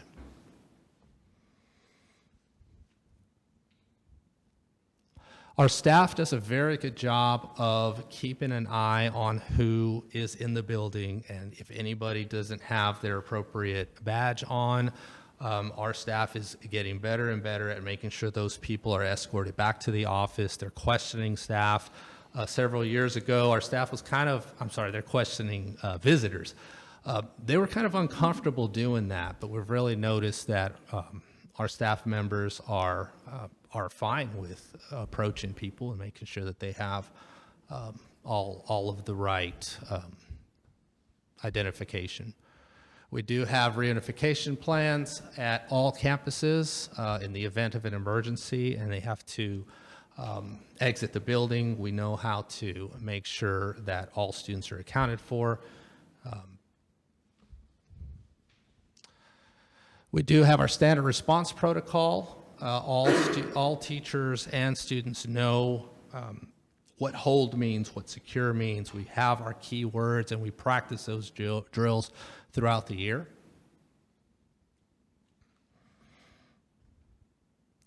Some of the areas to address with training, and like I said, training is going to be something that we are always working on, always revisiting. It's not something that you can just say, yes, we've trained our staff on certain safety measures, but we are going to always be bringing safety and security back to make sure that we're getting better and better.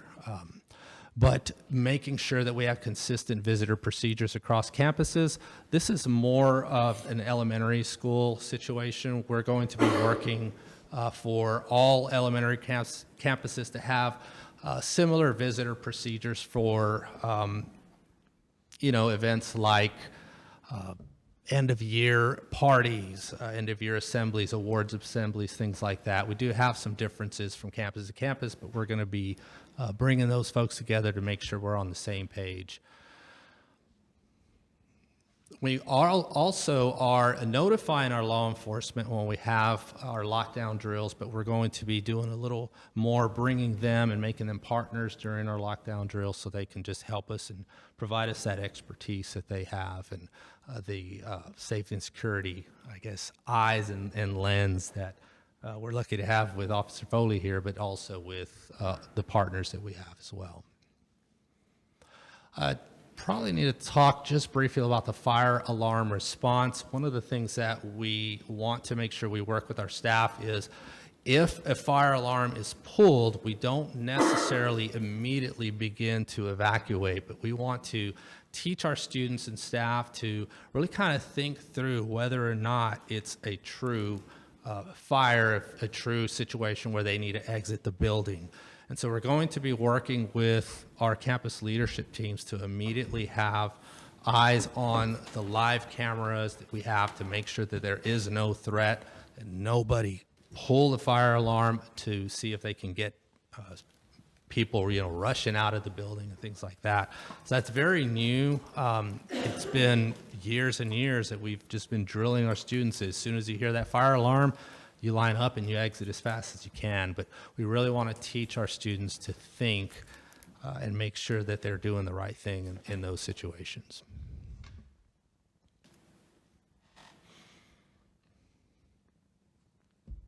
So under safe outdoor gathering, kind of the same thing there. We want our students and staff to really use a lot of common sense and think through where they're gathering. And so we typically train our students to go to one place all the time, but we're going to start talking with our staff and our students on that. We may not go to the exact location, like Mrs. So-and-so's class goes right here in front of the flagpole every time a fire drill is called, but we're going to teach our students how to think, how to I guess outsmart the potential danger that could be out there. It's a new day. It's very different from when I was in school, that's for sure. Some other areas that we're addressing too with, again, training, making sure our staff knows what to do, but making sure that all visitors wear their tag on their chest up high so it can be seen. Occasionally a visitor may, just kind of put the sticker on somewhere where it's covered up, but we want our staff to feel empowered to ask somebody to wear it correctly. We want to make sure that visitor's badge is visible at all times. We are also making sure that all our staff wear their actual ID somewhere that is clearly visible as well. If you forget it, we've got to go and pick it up. So we're just kind of getting tighter with those sort of things to make sure that everybody's accounted for and we know who is in our buildings at all times. This also goes for people that come in to work on, electrical systems or computer systems. Sometimes we contract with people and we need to make sure that they're wearing the appropriate badges as well. So there's some areas that would be really good to implement. In the practical sense, might be a little tough, but we want to encourage our administrators to just check their cameras. Our cameras are, they turn on if they detect motion. And so we want our assistant principals to get in the habit of just checking those cameras when they come in the morning to see if anything went on during the night. And then also to have their cameras up on one screen so that they can kind of see and monitor what's going on throughout the building. This isn't going to be something that can be done overnight. It's going to be a habit that we want to train into them, but it will certainly make things safer and have eyes on the entire building. We also want to make sure that we're training our custodians and our grounds crew. There a lot of times are the folks who have eyes and ears out there on the campuses and in the buildings, and so we want to make sure that we're giving them the appropriate training and having those conversations with them, not only other staff members as well. They really are a valuable resource. So just some other strengths that the team noticed. Our schools are really situated in light, bright areas, lit up areas, close to busy roadways in some cases, and it really does help to minimize potential prowlers, people who may want to come and be up to no good, because they really are easily viewable from multiple vantage points, which really helps us. We want to make sure that we're building community relationships, which I think we have. We want to continue to do that. We have partnerships with churches. A lot of times, people who live adjacent to our schools are very active in making sure that they're watching our schools too. So we want to maintain those relationships to make sure that we have that vigilance out there. And then also our employees. Our employees are really our biggest weapon against potential dangers. They really are vigilant. They really are ready to receive feedback and to receive training and just get better and better. So we do have several recommendations that our team and Jeff is bringing forth in this audit.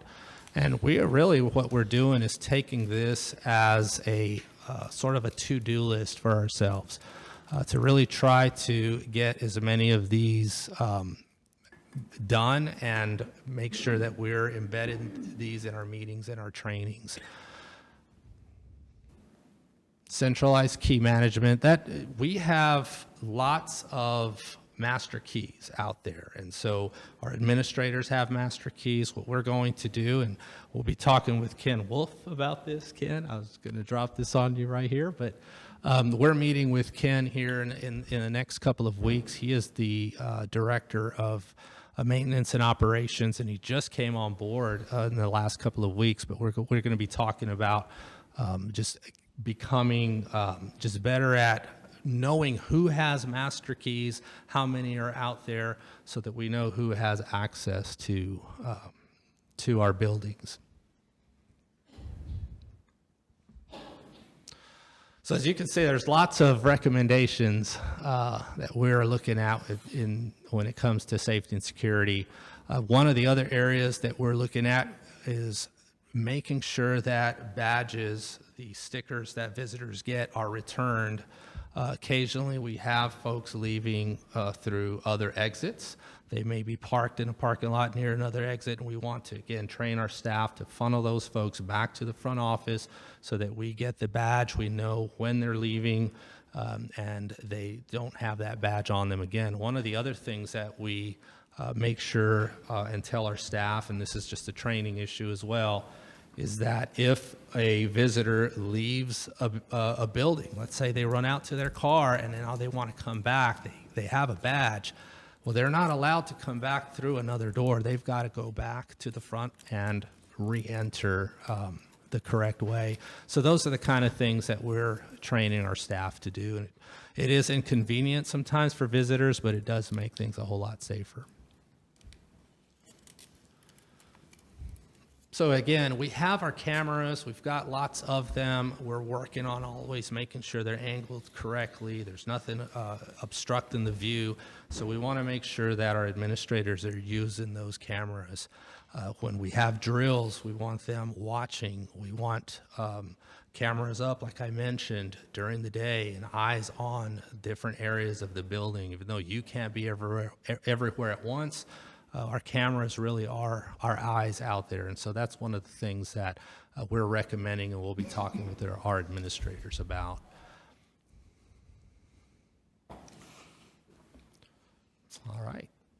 got a lot of recommendations. We do want to continue to teach our students the avoid, deny, and defend methods. As a matter of fact, the CRACE, and I am forgetting what it stands for, Jeff. Citizens response to, okay. And so we want to put potentially our students through this kind of training and staff, potentially just high school students. Again, this is a recommendation. It is something that we want to talk about with our leadership team and our exec team, because it could be very, very helpful. It does use the avoid, deny, and defend strategy methods within that training. And so that would just kind of enhance that training, not only for staff, but students as well. All right.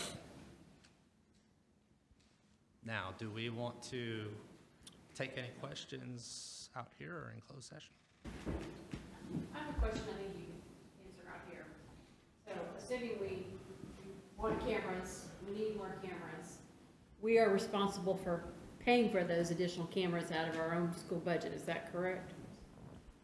Yes, that's correct. I mean, we do have safety money, so it depends, but yes, correct. We would also be responsible for maintaining them if anything goes wrong. Do y'all know, either of you or Wesley know roughly what those run? What's the camera cost, Jesse? You know what a camera costs? How much?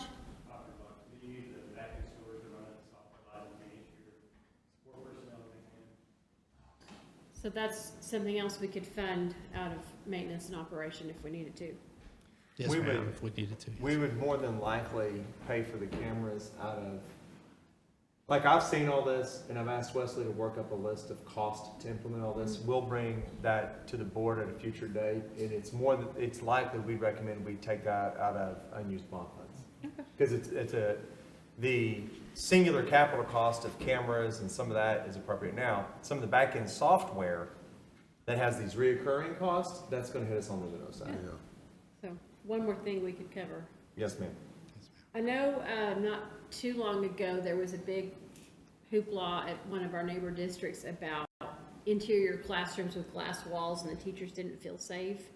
I just wanted to add, I had a chance to spend some time out at Park Hill last week, and I love the design, that the collab spaces are glass, but behind them are the classrooms that have the traditional design, so you've got kids that can be open and have that feeling of being connected, but then if they need to get behind a solid wall, they're right there. I thought the design was really good. Yes, ma'am. I wanted to just add one thing too, and I know Mr. Foley and I had discussed this, I think, a month or so ago. I'm really glad to see on the recommendations, working with our students on some things. I think that even independent of the active shooter specific training, the avoid, deny, defend, I think it would be really good to look at what would be involved if Midway said, we want to make sure that students that come through have some basic awareness of self-defense, some basic awareness of conflict de-escalation, of things like that, because I think it's useful outside of just defending our schools themselves, of making sure our students are well prepared to have a good head on their shoulders and protect themselves if needed. So just something to certainly not a top priority. A lot of these are top priority, but something to think about down the road. Could that have some component like our social emotional learning and improve mental health and Potentially, feel yeah. more empowered? They could, I don't know, I see a lot of upside to that.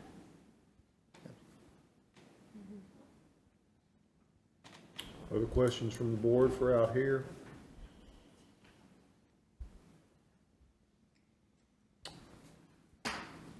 Safety and security of our students, very important. Appreciate all the work that y'all put into it, Jeff and the rest of the team, and you, Aaron. So, yeah, we look forward to continuing to pay attention to this really important item. Thank you.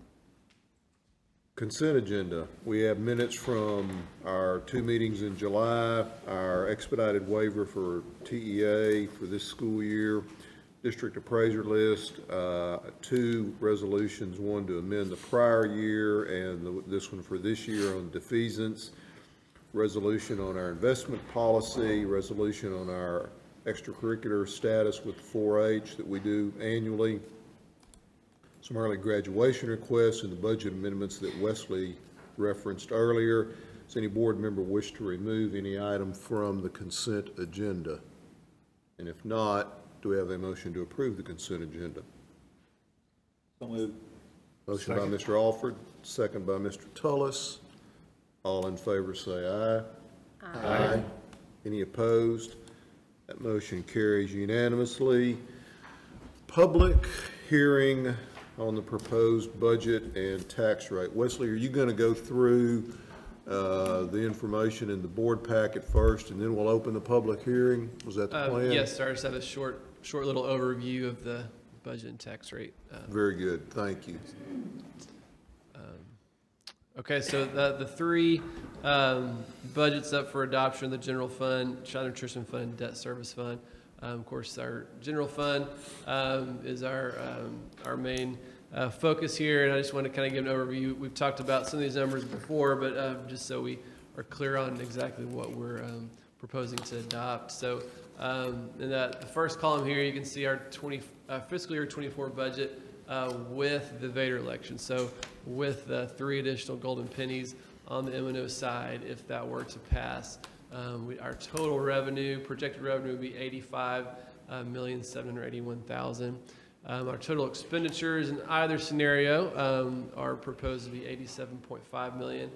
So with the VATRE, it's a $1.7 million adopted deficit. That on the right column there, just to show you without the VATRE. So if we do adopt a rate that generates a VATRE election, but if it does not pass, then we're looking at still adopted expenditures of $87.5 million, but total revenue of $81.9. So that would be an adopted deficit of $5.5 million. On the far right column, you can see the difference in revenue there. So the $3.7 million that we've discussed that the VATRE would generate is a combination of local tax revenue and state revenue. The state does bring us up to that guaranteed yield on the golden penny. So you can kind of see the breakdown there of the $3.7 million. And finally, at the bottom, those are the tax rates that would support each of those scenarios. M&O tax rate of 0.6992 with the VATRE and INS rate of 24 cents for a total tax rate of 0.9392. And just one note too, I don't know if we mentioned, but on our M&O rate, the Tier 1 portion, we are at the floor. So we have the lowest Tier 1 M&O tax rate that anybody in the state of Texas can have. And there are several districts in our county that are in the same position. And so slide 2, a closer look at our tax rate.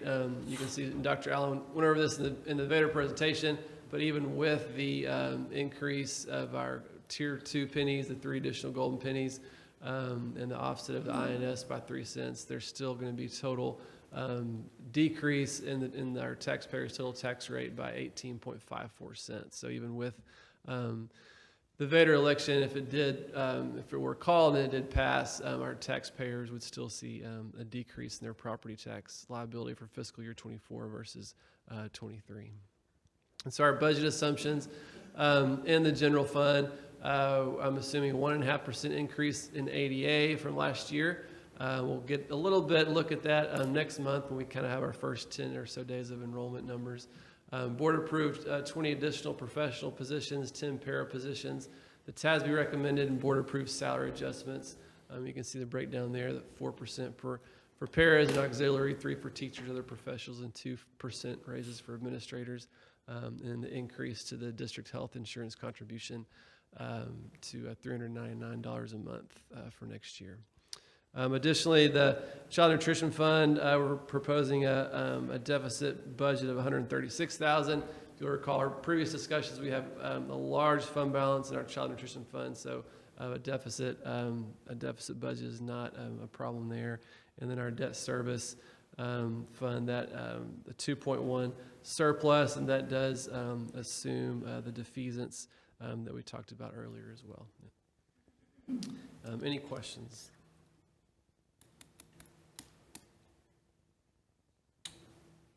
All right, no questions from the board. Then I will open the public hearing on our proposed budget and tax rate for 23-24 and invite any member of the public who wishes to speak to the proposed budget or the tax rate to please come forward and do so. but not everybody at once. Right? Seeing no members of the public coming forward, then we will close the public hearing and move on to our next agenda item, which is adoption of the budget for 2023-2024. I don't know if there's anything else to say about it, folks, so I will entertain a motion at this time, unless somebody's got other comments, question, or discussion before we. So moved. Motion by Mr. Tullis, Second. second by Mr. Witt. All in favor say aye. Aye. Any opposed? That motion passes unanimously. Adoption of a tax rate for 2023-2024. Again, I don't know that there's anything else to go over or say about this. If somebody's got questions, we certainly can take them up. Otherwise, I'm going to make editorial comments before I make the required motion, because I have real strong feelings about this. The statute requires that a motion to adopt a tax rate has certain language in it. Out of politeness and some sense of decorum and professionalism, I will not say exactly what I think about it, but will merely say it's absurd when you look at the lowering of our M&O tax rate that y'all have all heard about ad nauseum in here, to have a motion that is worded the way I'm fixing to make this motion. Because I think everybody would agree, what's happening to our tax rate? It's going down. It's going way down.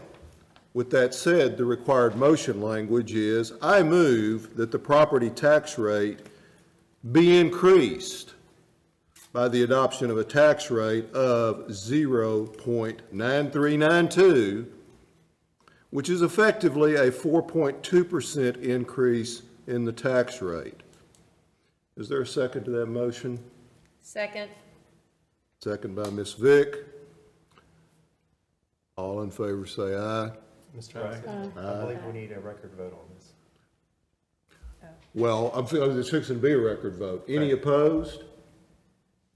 That motion carries unanimously, so everyone voted yes. Yes, sir. Well, that's why I always say, Yes, sir. that motion carried unanimously. It's 7-0. I mean, they don't define what a record vote is in the statute. Yes, sir. If they want us to vote by show of hands or whatever, they should say that. Here he goes. Amen. They- Be specific. You read what's there, not. Yeah, exactly. Resolution to commit fund balance.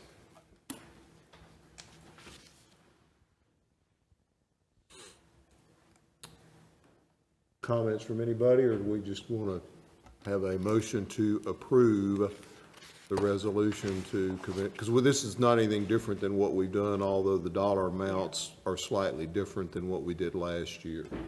Is it tongue-in-cheek to ask if, given the last 2 to 3 months of history, if this is the right amount of additional maintenance funding that we? I think that's very appropriate, Colin. When it rains, it pours. I'll just leave it at that. If it would rain, it If might it not would be rain, pouring. that's right. But, Yeah.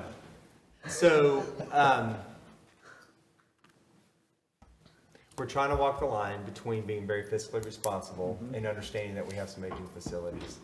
So what I would tell you is that we've been able to stay in stride with our needs as they've popped up so far. I was going to get to this in my first day comments. We are struggling with a little bit of a degradation of some of our facility needs, especially when it comes to plumbing with some of our spots. But one of the things that we're tasking Mr. Wolf with, who I'm going to introduce you to here a little bit later, is trying to help us wrap our hands around that.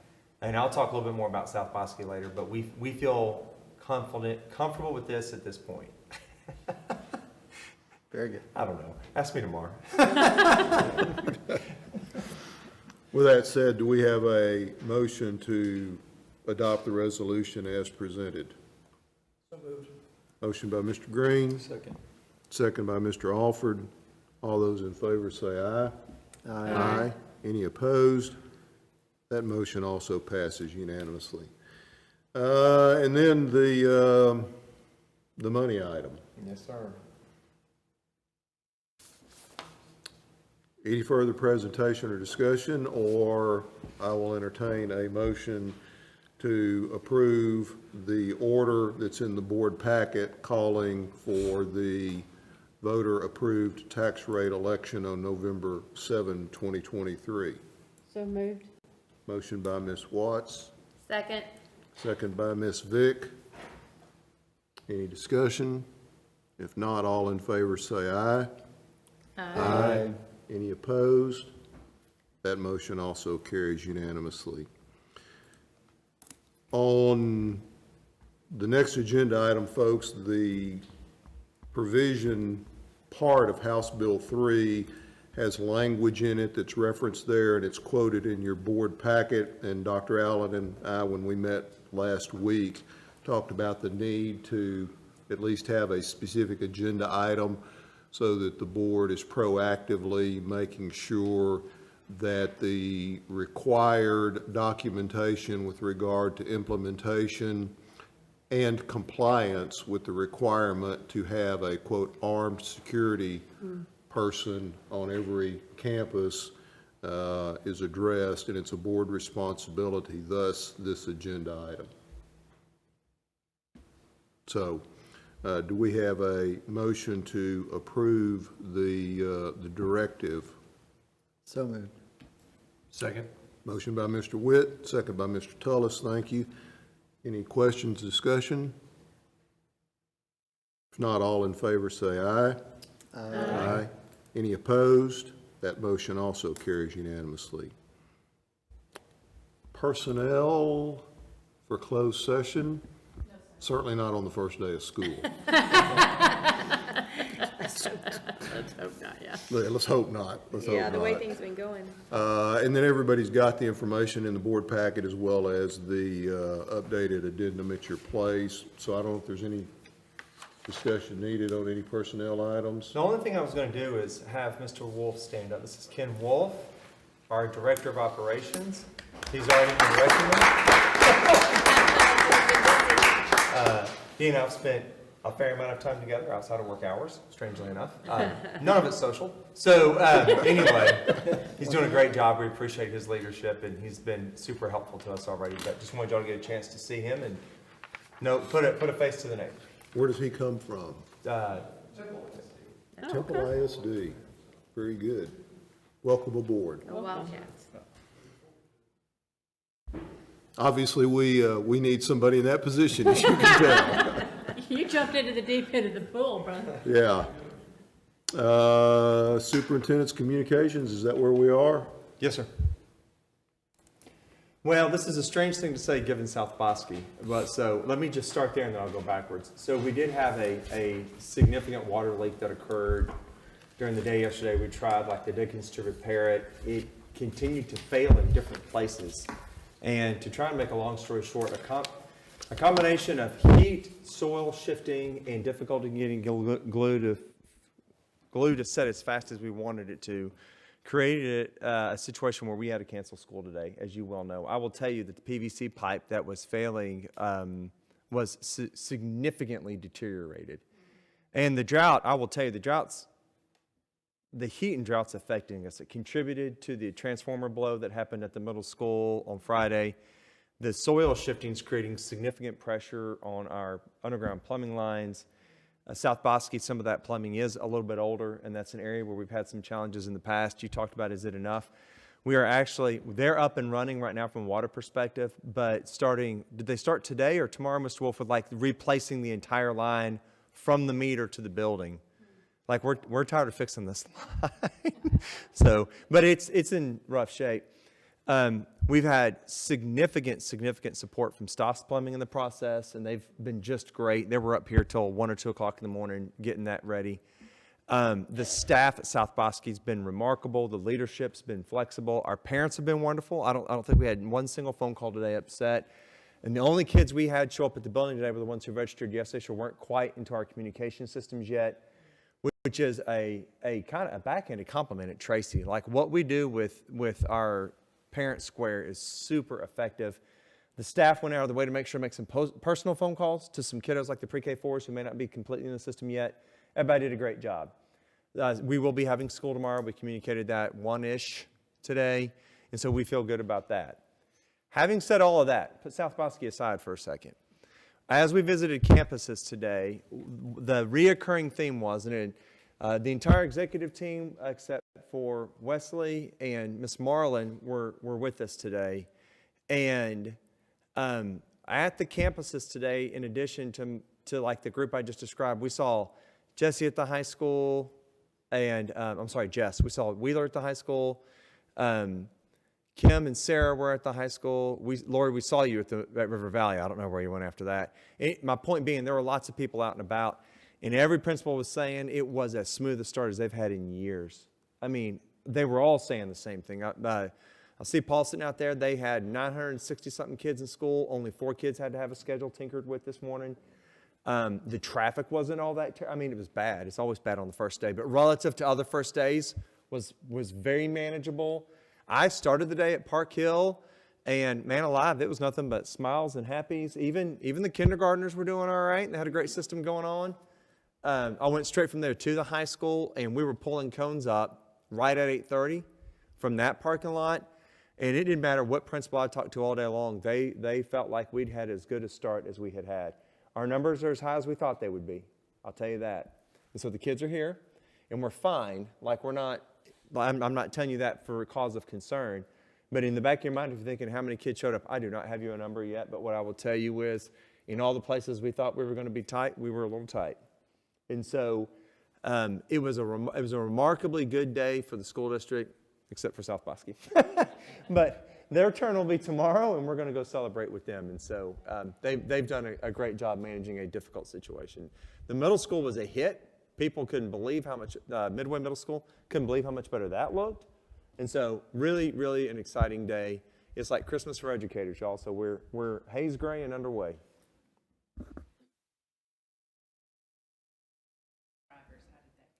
So Robert Anderson is holding it together with a combination of people who don't normally driving, folks in his office, including himself at times, mechanics and others. We had the benefit this morning of, because we couldn't open South Bosque, we had a little bit of capacity in our drivers. Right. We did not have issues. We got every kid to school this morning. I didn't hear anywhere you need to, Wesley or Ken. We got everybody home. I got a text, I could look it up, but let me know all clear, all good. We didn't get any phone calls after that telling us otherwise. There's the text I get that says they all got home, and then there's the hour after that you wait to see if the parents agree that they all got home. And so in the back of the bus. we, as far as I know, we were all good on that. And y'all, I know I brag on the district a lot, but I just want you to stop and think about the minor miracle that occurs when you take kids from as young as 3 and 4, well, we don't do it with 3 and 4, but kindergarten age up through high school seniors. And on the first day of school with the shifts in who's riding a bus and who's being picked up and dropped off and all that, and for us to get them all loaded on buses and get them all home, it's a minor miracle every time it happens. So anyway, they did a great job managing that today. I also think our administrators would tell you that the level of organization out of our transportation department this year is as good as they've ever seen it.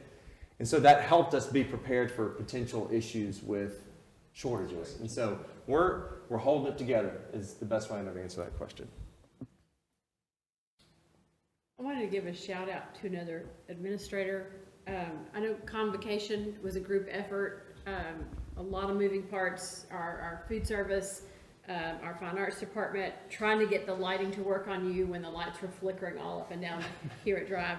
But it's still Midway Middle School, which means Jay Fisher is hosting all of that going on at his house. So he's got every single staff member in the pack, in the cafeteria, flickering lights, blown transformer, ribbon cutting coming up later in the day. I never saw him do anything but smile and show up and do what he needed to do. And then I think did you have kids walk in the building? You know, I mean, well, not, but your kids. So yeah, all the scheduled pickup, parents moving. It was a Midway Lollapalooza. And then he went to host his staff at the night at the stadium in 105-degree heat. So Jay, I just wanted to give a shout out to you. You did a tremendous job on Friday. Thank you for welcoming us to your house. I absolutely agree.